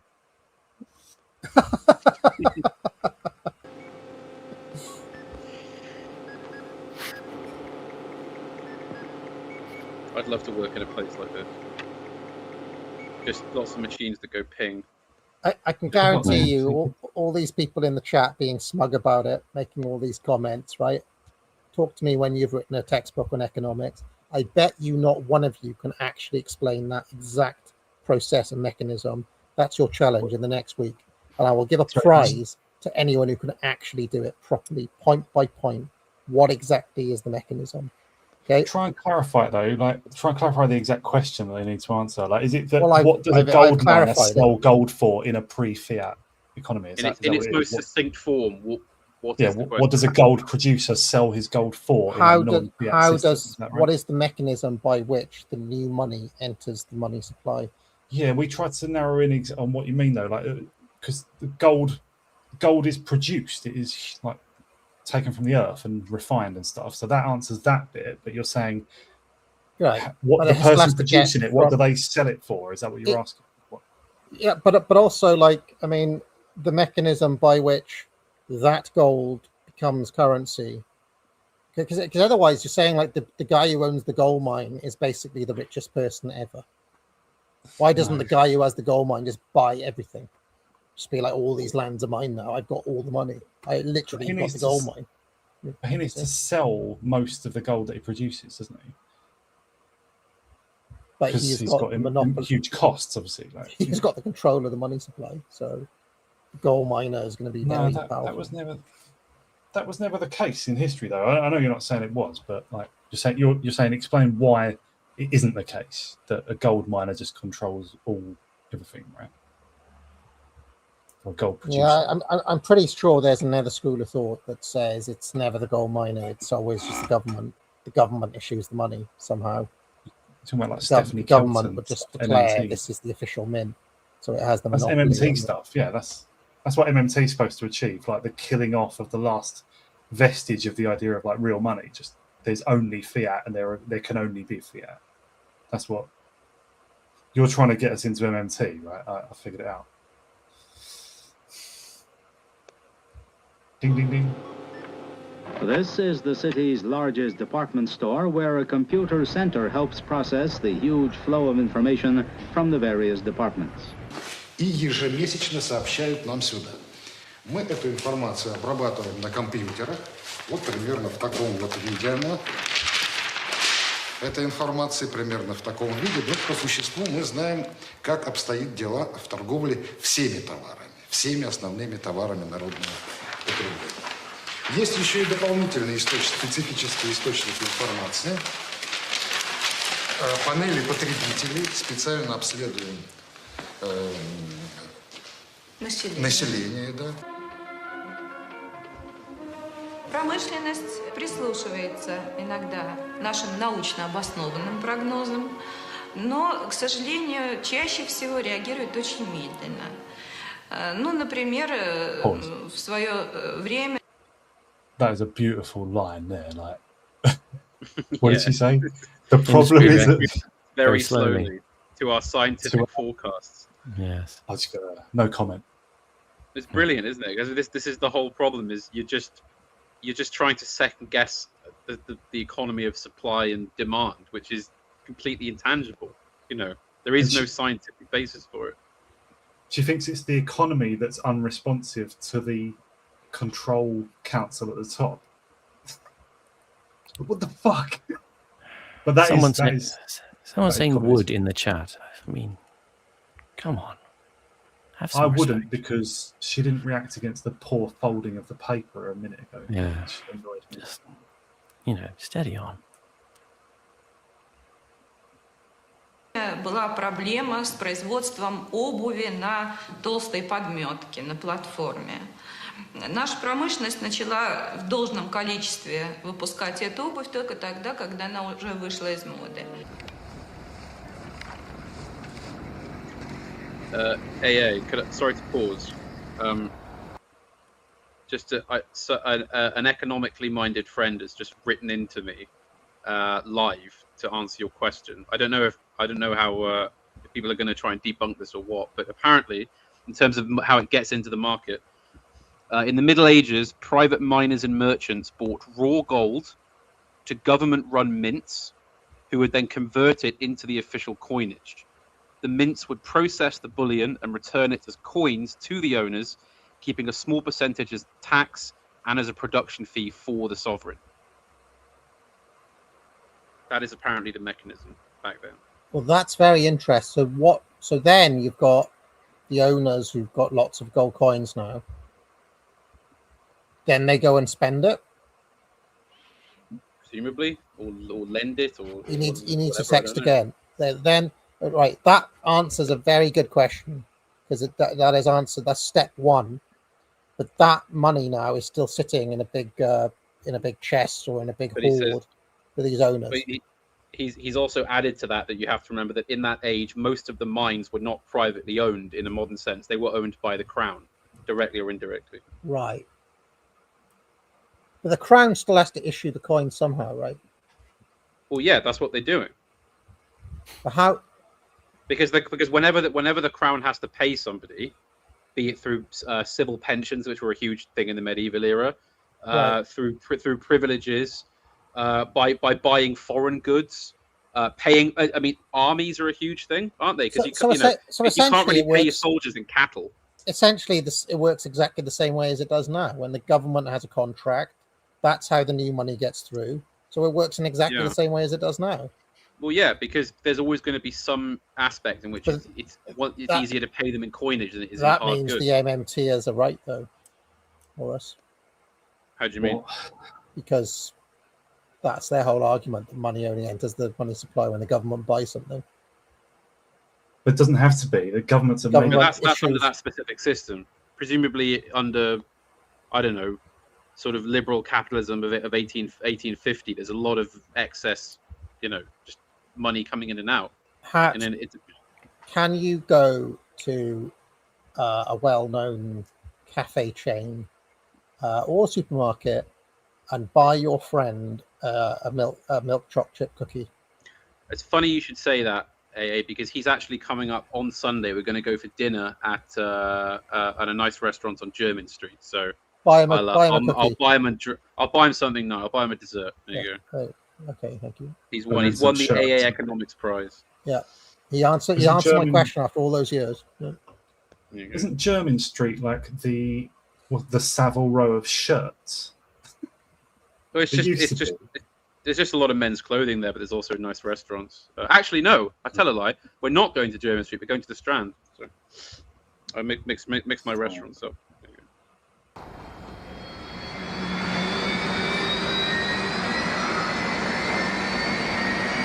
I had dinner on the Strand once. It was Byron Burger. It was really nice. It's gone now, isn't it? Byron Burger closed down. It was good. I mean, I had a couple of drinks, but it was really nice. It was. Is that song? Is it Bob Marley? Is it the Jermyn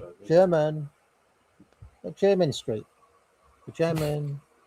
A-bomb on Jermyn Street. Yeah. It's the Jam, isn't it? A-bomb on Jermyn Street.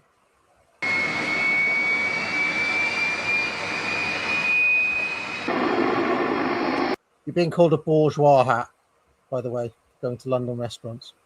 London restaurants. I'm calling you a bourgeois. You are a bourgeois. You live in London. I'm more than a bourgeois. I'm one rank up from that. I don't accept that categorization. If I was a bourgeois, I'd be going to, I don't know. Oh, whatever. What is one rank up from the bourgeois? Is that like the bottom of the upper class? It's all intangible, Horace. It's all a mindset thing, you know. Plus, the bourgeois are supposed to have taken over like 200 years ago. So exactly. You can be penniless and starving and still be a nobleman, and you can be the richest man in the world and still be a nouveau riche wanker. You're an aristocrat of the soul, isn't that right? Exactly. And I'm the soul of the aristocracy. So, I have no idea what I mean by that.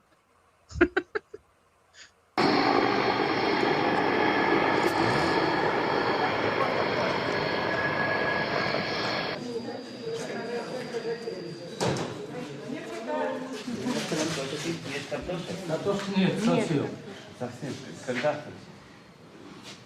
Как привезут в поле, так и будет.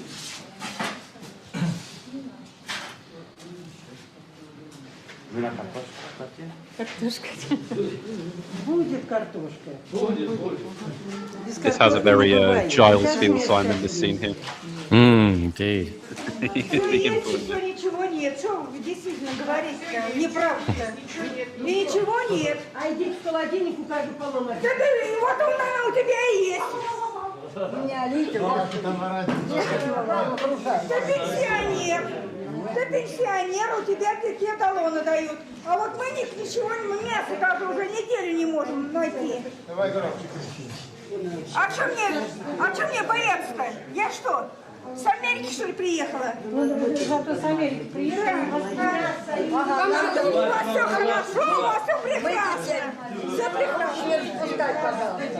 Все хорошо, у вас все прекрасно. Скажите. Иди лечись. Да. Все у вас прекрасно. Видишь вы, коммунисты. А чего ты распускаешь руки-то? Драться-то? Коммунизм. Да. Мне уже 76 вот я коммунисты. Я не внучку, я не защищаю. А уж лодырь много вас стало. Господа стали. Не господа, мы еще работаем. На пенсии мы работаем, а вы не работаете. Работала. Я недавно год-два как кончила работать. Да. В офисе работала. What did the older woman mean by you lot, or you think you're the masters? Who thinks they're the masters now? Yeah, I was wondering about that as well. Maybe Communist Party types, because she was calling them communists as an insult. Yeah, the larger maybe that was the. Maybe she's like, it's you that's ruined everything. I think the split seemed to be between retired pensioners and presumably that woman was still working. Still working. Sort of Gen X v boomers versus scroungers. Yeah, generation. Yeah, nothing changes. That was another like crystalline scene of what communism is really like. You queue up, and when you get to the front, they've run out. That is communism basically. Sometimes you have to get a coupon to join the queue as well. You have to queue up to get a coupon to join the queue, and then when you get to the front, they've run out of what you wanted. No potatoes, she said. She said no meat for the last week, and now no potatoes as well. It's fucking dire. Like, you can't I don't know. Somehow vegetarians stay alive, but you need like animal flesh, and I don't know. I might be offending people. You need flesh and fat diet. You do. That's why they're all so angry and frustrated. They're not eating properly, are they? Just bear in mind, UK government official advice at the moment is to get some stores in, get some cans in. I also noticed people mentioning in the chat that apparently both the PM now and the royal family have left London. Yeah. Should we be? I mean, is something coming we don't know about? Should we all flee the capital? So that's that again. Like the government are advising us to store food. I think there's the official standing government advice about taking in stores of durable food. Yeah, someone was discussing it on a news station this morning. You know, just like you have standing advice about foreign travel, etc. But you know, there's anticipation of trouble ahead. That is genuinely worrying. If the government would want to not say that, usually, like, oh, it'll never happen. Preppers everywhere feeling vindicated, Simon. Yeah. When we talk of like worldwide financial collapse, I mean this will be one aspect of it. It will be hard to survive. Like it's going to be serious. Supplies will not get through. Everything will be exceedingly expensive. People won't be able to keep going to Simpsons on the Strand for lunch. Maybe not. This is just what I think is interesting about this documentary. Although lots of it is pretty drab footage, it is great illustrating how these things happen, how these things begin to slide in innocuous ways. What it's going to look like when there is an argument at the supermarket about something. I mean, where I live. Would you like to know what the government recommends that you should have? It's like torches and things like that, isn't it? 3 to 10 litres of bottled water per person daily. Bin bags. Non-perishable food items that require no cooking or refrigeration, such as tinned meats, vegetables, and fruit. A manual tin opener that can open tins, and basic first aid supplies. 3-day emergency checklist, just in case. Mm-hmm. Be prepared. They're telling people. So there we go.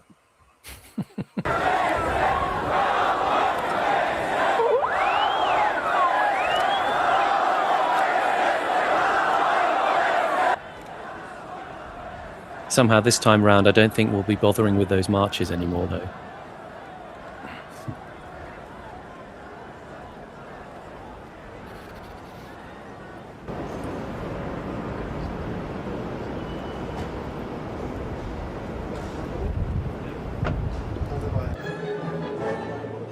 Does the government say get a number 2 pencil in? No, but the way it's written up in the Telegraph is like this. Look. They've got this GIF of tinned foods, and the story starts, "Be prepared," says the Boy Scout motto. Now the phrase is taking on a new significance.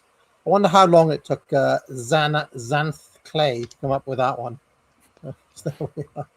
Mm.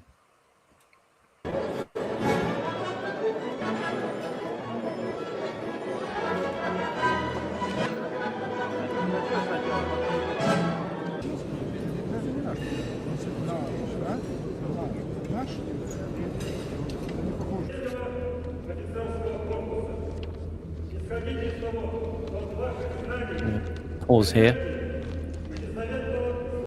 Just on that frame, the guy on the left there, just important character. That's Marshal Dmitry Yazov. He was the last marshal of the Soviet Union. So he was the big guy in charge of the military.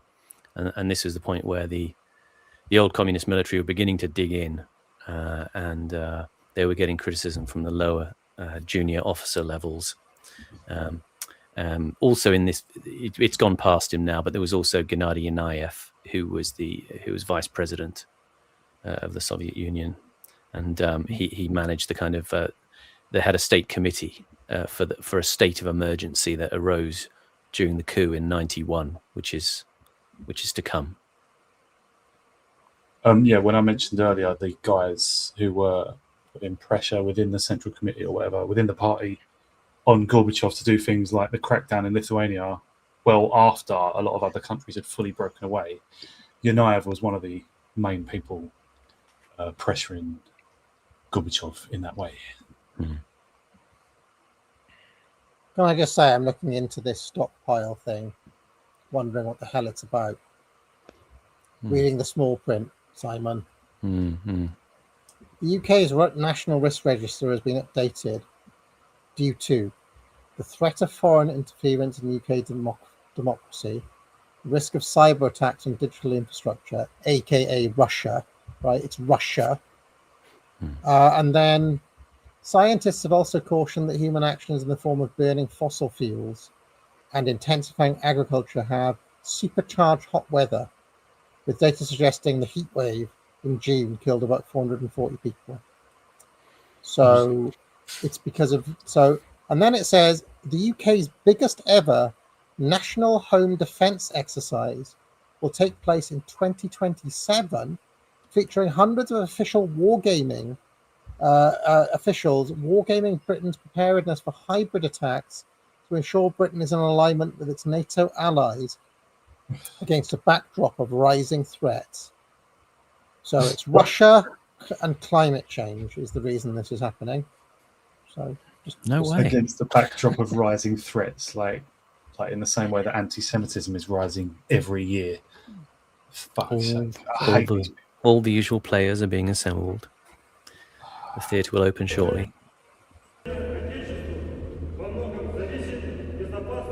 When Gorbachev became president, one of his major power bases was the military.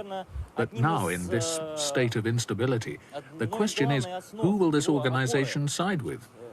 The position of the president and the stability of society and the state will depend on it. Pause. Just briefly, that's a guy who... Vladimir Lopatin. He was one of the junior officers I was talking about. He wanted to kind of essentially liberalize, and the military top brass were resisting at this point. He was basically saying that we need to move towards democracy, and these guys don't actually believe in it at all. And when people like Yazov, that big marshal, came to Afghanistan, he didn't even talk to the troops. So there was this increasing sense of alienation that was going on within the military itself. And he was a diplomatic kind of voice. I think he's gone on to be something involving constitutional law in Russia since then. But he recognized that for the old communist apparatchiks, it was kind of a humiliating breakdown. And he was trying to, as I said before, like with civil wars, trying to find a way out, where everybody could kind of save face.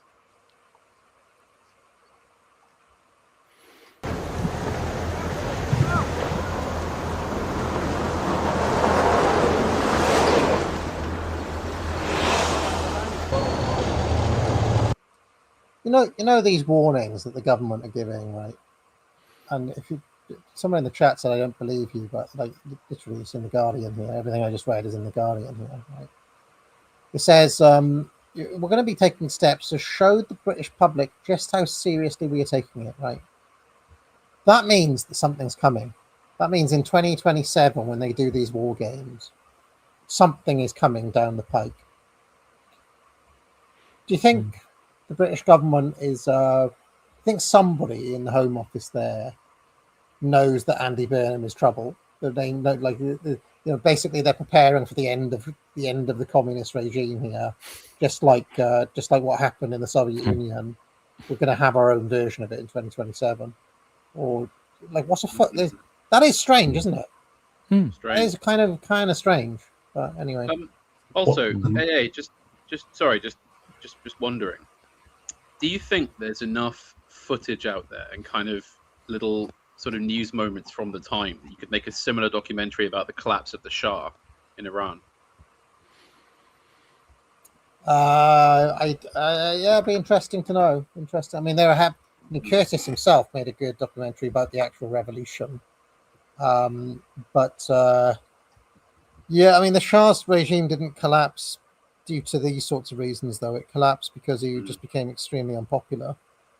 So it's a slightly different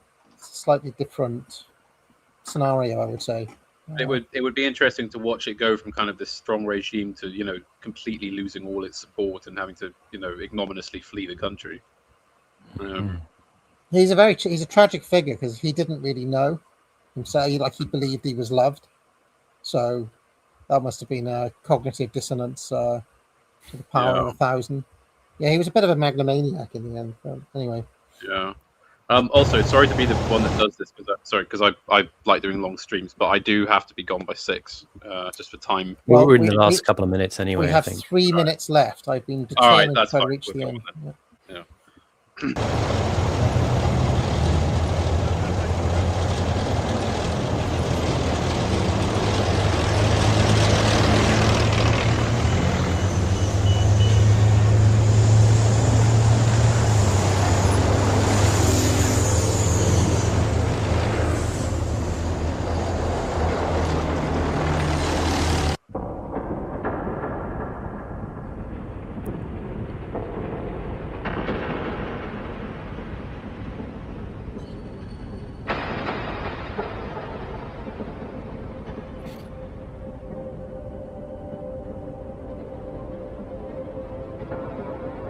Oh, that's it.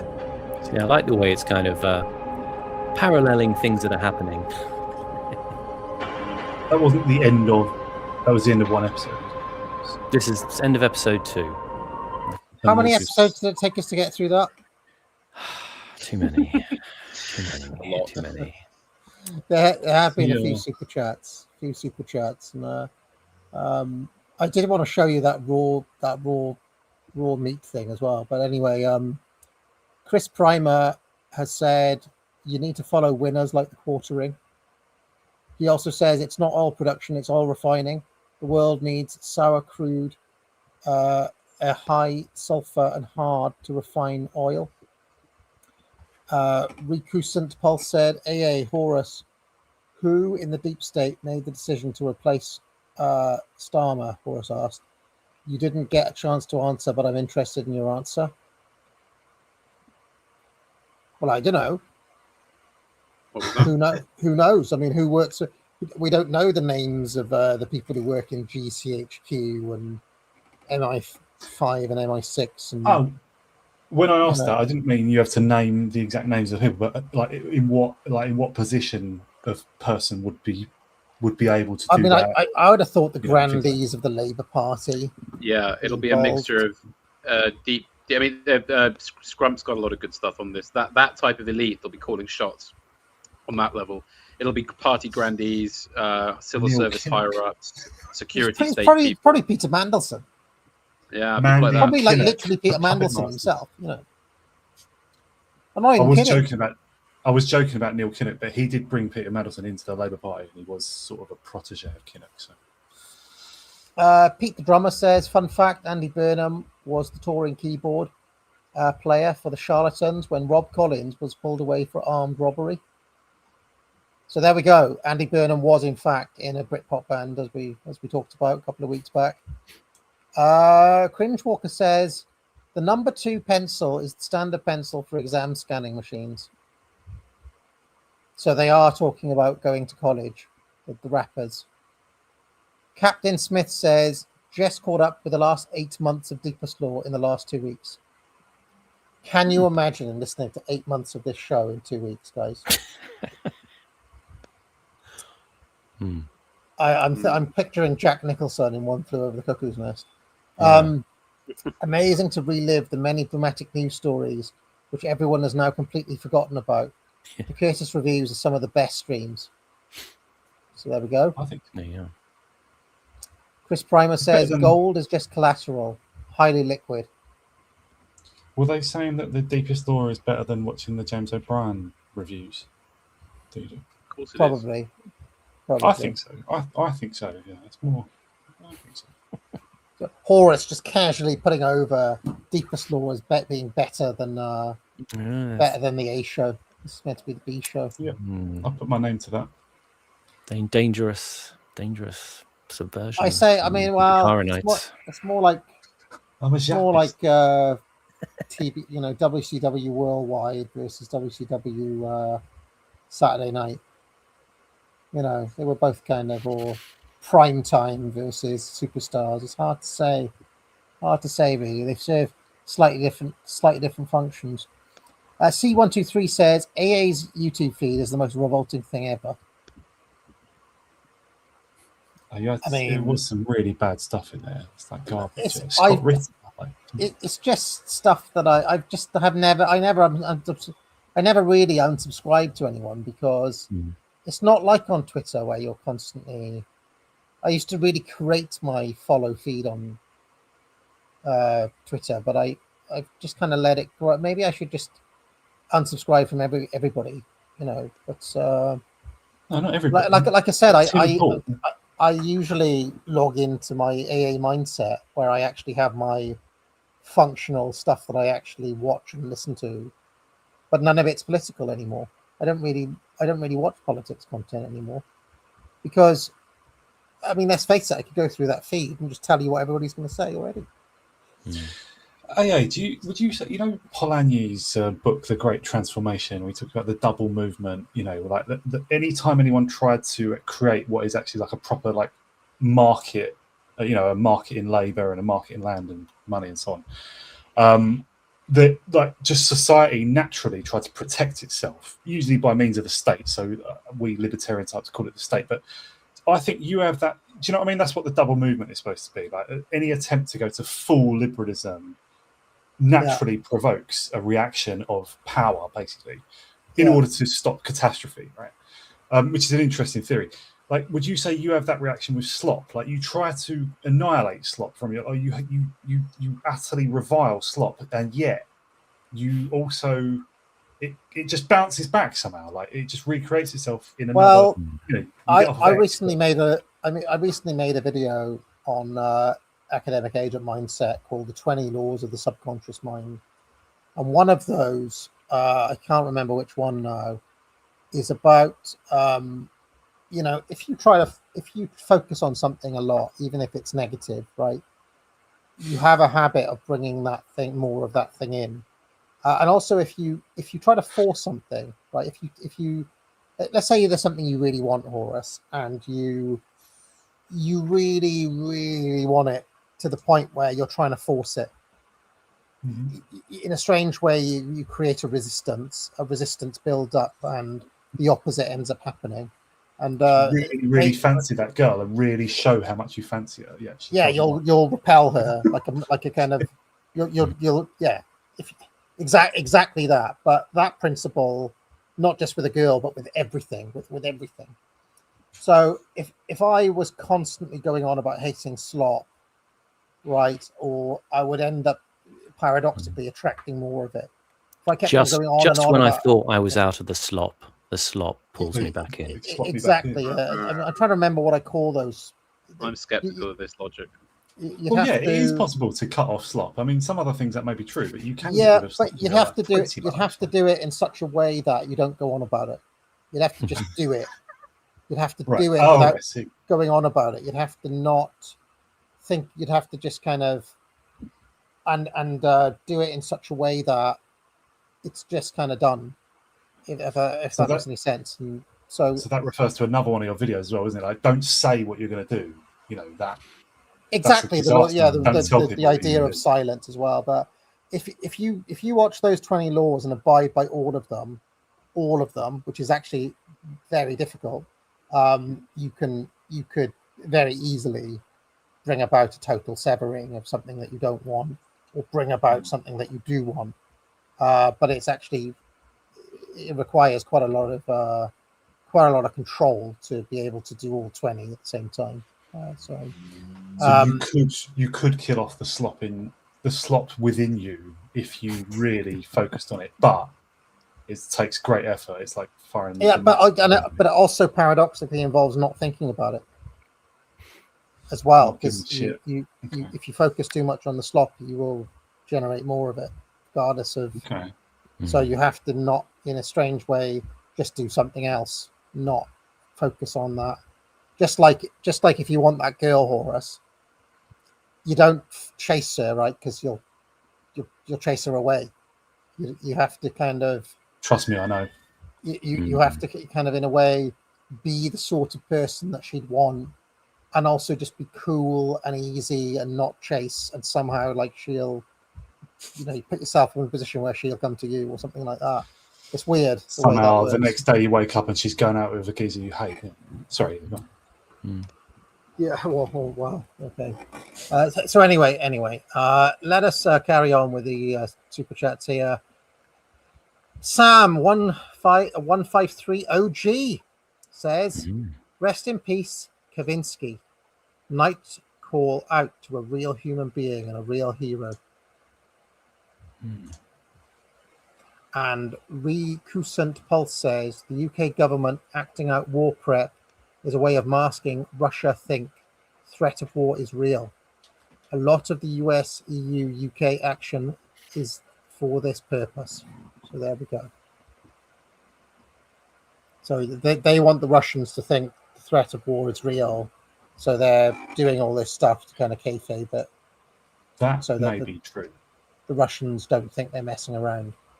Yeah. It's also just like the NATO, being in NATO or whatever. This, you know, this grand collection of countries that are basically anti-Russian for some reason. It does require this kind of, I don't know, this false reality that we have to pretend at. You know, like we have to, even if the intelligence people or whoever know that Russia isn't actually threatening to invade anywhere other than Ukraine, as far as I know, you still have to act as though they are, because the whole NATO is founded on that. They're supposed to be a threat, isn't it? They're supposed, you know, otherwise what is NATO for?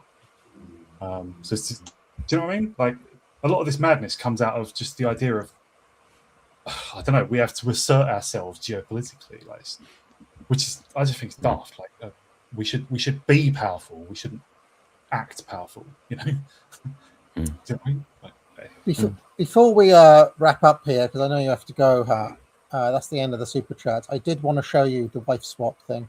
Yeah, please do. Right, so this is going in the deepest archives now. This is from a Sly Sneak video. Okay, and I'm pretty sure, you know, you may have seen this before, but from the darkest archives of all, here is Sly Sneak's top 5 TV moments of all time. Right, we don't have to watch them all. 97. So this is, we don't have to watch them all. This is the woman drinks laugh through a funnel. God. Right, we don't have to watch all of this. Bloody hell. Oh. Right, let's not watch all of that, because it really is revolting. Grim.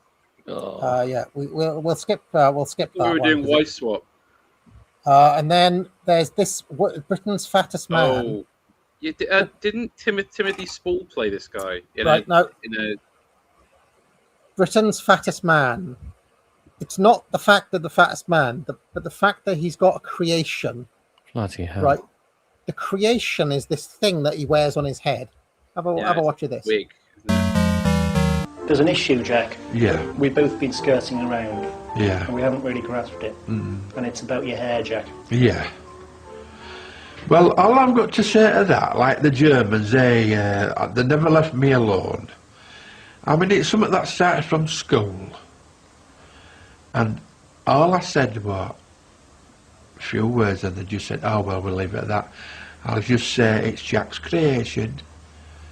Jack likes it. It's Jack's lived with it all this time. And it suits me, and then understood and said, "Oh, well, that'll do us," and that's it. The weird thing about this guy is that in this documentary they spent like a week with him, and he doesn't have a TV, right? So he's like, "Well, what are you doing, Jack?" "Oh, I just stare at the wall." "How long will you stare at the wall for?" Six hours. So he just sits there looking at the wall in his creation. He must get a fair bit of eating in as well. I mean, clearly. The expression on my face, the really despairing expression in the thumbnail that AA uses, I'm wearing that expression now to the power of 10. So there's this is now Michael Barrymore smashing an egg on his head in possibly the darkest moment ever to be shown on television of all time. God almighty. Michael is in the lab with George doing his scientific experiment. He must smash eggs against his head, some of which are boiled, some of which are raw, to find out how unlucky he is.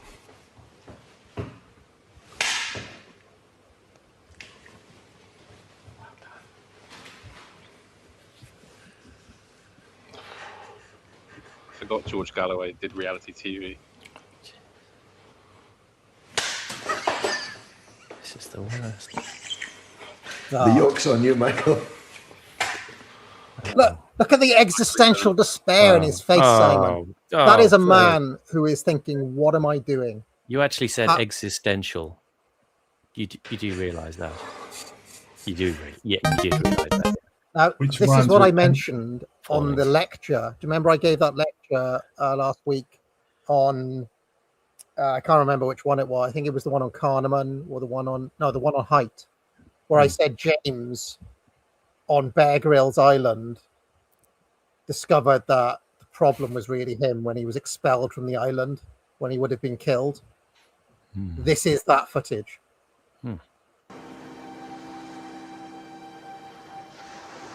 I feel I've lived my life on the peripheries.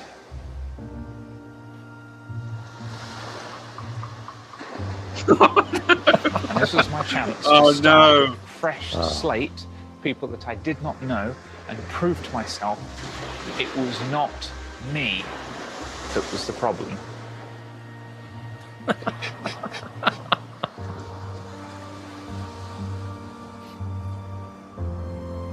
Poor Mark. I know. This is the raw food dad breaking down.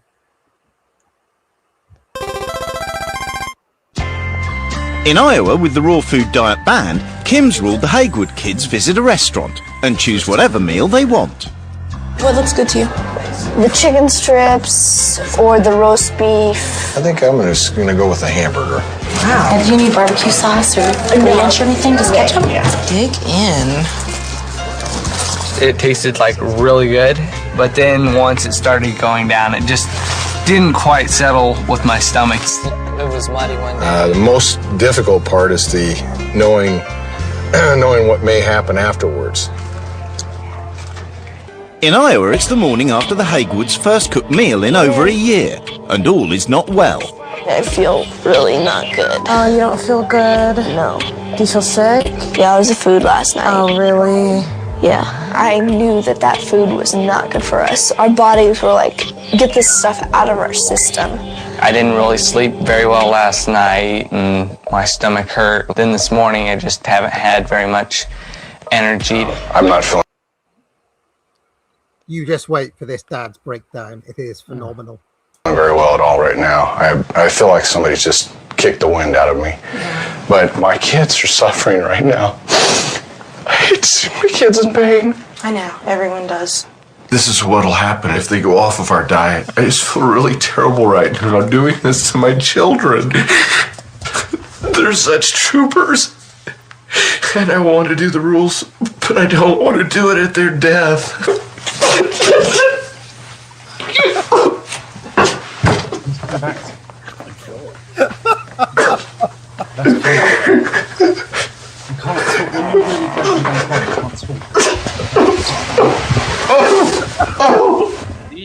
He literally just full on breakdown.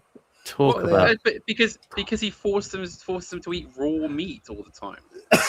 No, it's because she made them eat cooked food. No. I get that, but it's like why would you force this on them in the first place? Yeah.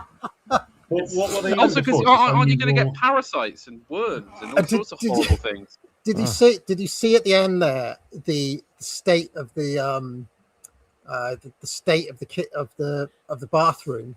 That's because that family wouldn't use any like detergents or if I 97. If I show you this down here, right?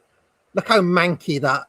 That's because they just wouldn't use any cleaning products or chemicals. And it's just a mess as well. There's all loads of stuff in the bath. This strikes me as just a mentally ill family, but at least the parents must be mentally ill. I mean, clearly. Yeah. And this is the family who brush their teeth with, like they literally wash with butter and brush their teeth with whatever they That's use. his home. That guy there, that's his home. That's his home, yeah. He lives there, yeah. I don't want to see my children suffer. I mean, what? When he said that and she said, I know, and I thought, yeah, but the producers want to see it. The producers are loving it. No. Also, it's just like, oh, we feel slightly ill today because we've eaten real food for the first time in a year. Not even like it's real, it's a burger. It wasn't even Honestly, like, honestly, it's that they were eating like 9, Suffering? 10-month-old. This one's been there for almost a year. And it's like literally a piece of raw beef in a jar. God. It's gross. Really, really. What, in vinegar or something? Do you mean? It was just honestly, I've never forgotten it, and it remains my top. Now, talking about it. Just before we get out of here, as a special bonus, given that I'm giving out cookies today, Hat's mate's already got one. I will give a cookie to whoever can name the video game that I have got these sound bites from that you will see at the end of this video.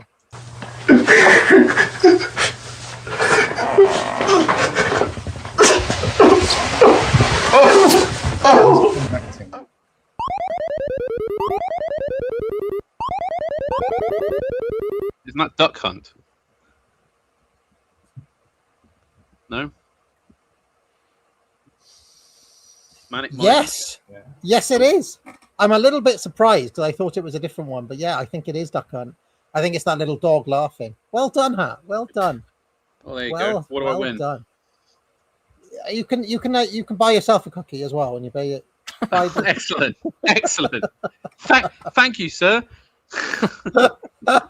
The way his pathetic crumpled body slid down the vanity unit in the that's incredible. Do you think we can get Daniel Day-Lewis in to play someone like that? You can see why I've never forgotten it. It's just like he doesn't just cry. He literally really goes for it because they are. I don't think that is authentic. Yeah, he's playing it up big time, right? He is a bit upset or whatever, but I think so. Yeah, come on, they've got to be mental to live like that, surely. Oh, sure. I'm sure he's not. That as well. Yeah. The problems are piling up. Well, yeah, okay, yeah. But I think he was also doing what they wanted for the TV. He saw the wad of money and he said, there's one that I would really wanted to add to that as well. I think it came a little bit later than whenever that Sly Sneak video came out. Do you remember that show First Dates where they'd go on dates? Do you ever see that show where it'd be like it's like a blind date and you get to like sit in on the date type thing. And it had that French dude who was like a waiter, who was like a sommelier or something. But anyway, one of those, they sat down and breaking the ice or whatever. Girl sits down, opening gambit. First thing she said, "Bum is out of bounds." And I thought that is a line to start a date with. They ended up having quite a good date as well, as memory serves. But what an icebreaker, eh? What an icebreaker! Can I just say this has been the worst Deepest Law ever? Not only have we eventually finished episode 2 in the most agonizingly slow way, but then you've subjected us to this as well. This has been so awful. You've learned about pencils. You've learned about. Just bastard. All right. Simon's going to collapse and slide down the side of his sink. I'm going to be haunted by that guy, and the thought of his shit-covered bathroom, children throwing up. They're such troopers. The ashes happened long before we knew. We're going to be sat there in the pre-stream tomorrow, and Simon's going to go, "I can't go on. I can't go on." We're having a quadruple vodka and orange. Yeah. All right, guys. We have to go now. This is a bumper edition, but thanks for chatting, lads. Yes. Goodbye all. Join us tomorrow on Panama House channel as well. Oh yes. 1 o'clock tomorrow for. Well, actually, no, Simon. It won't be on the channel. Oh, it won't. It'll be on Twitter. Because we're doing copyrighted Alan Wicker material. Trying to dodge the BBC ban hammer for copyright. Katie. YouTube unsubscribed me from you. Oh, YouTube did it? Okay. Yeah, I was definitely subscribed. I was definitely subscribed to you, and now I'm not. It does that sometimes. People tell me that they're auto unsubbed. Maybe it's because you didn't upload for like a year or something. Maybe. Yeah, I did a very, very inconsistent release schedule, so maybe. So I've subbed to that now. There you And go. I've subbed to that Overcast show that's just started. Did you yeah, watch that? To that. They kind of didn't talk about anything. Good. You know, That's my sort of in a kind of twisted homage to this show, arguably, or to. I mean, they were saying they were trying to replace Unpopular Opinions with a kind of show about nothing, you know. But I mean, maybe they should try watching footage of Russians with giant pencils and seeing where it takes them, you know. Yeah. So, anyway, bye Grim. everyone. Bye all. Bye all. Bye. Bye. What goes on in this town is none of your business. As long as I'm living here, it is. Then maybe you shouldn't be living here! Well, that's easily fixed.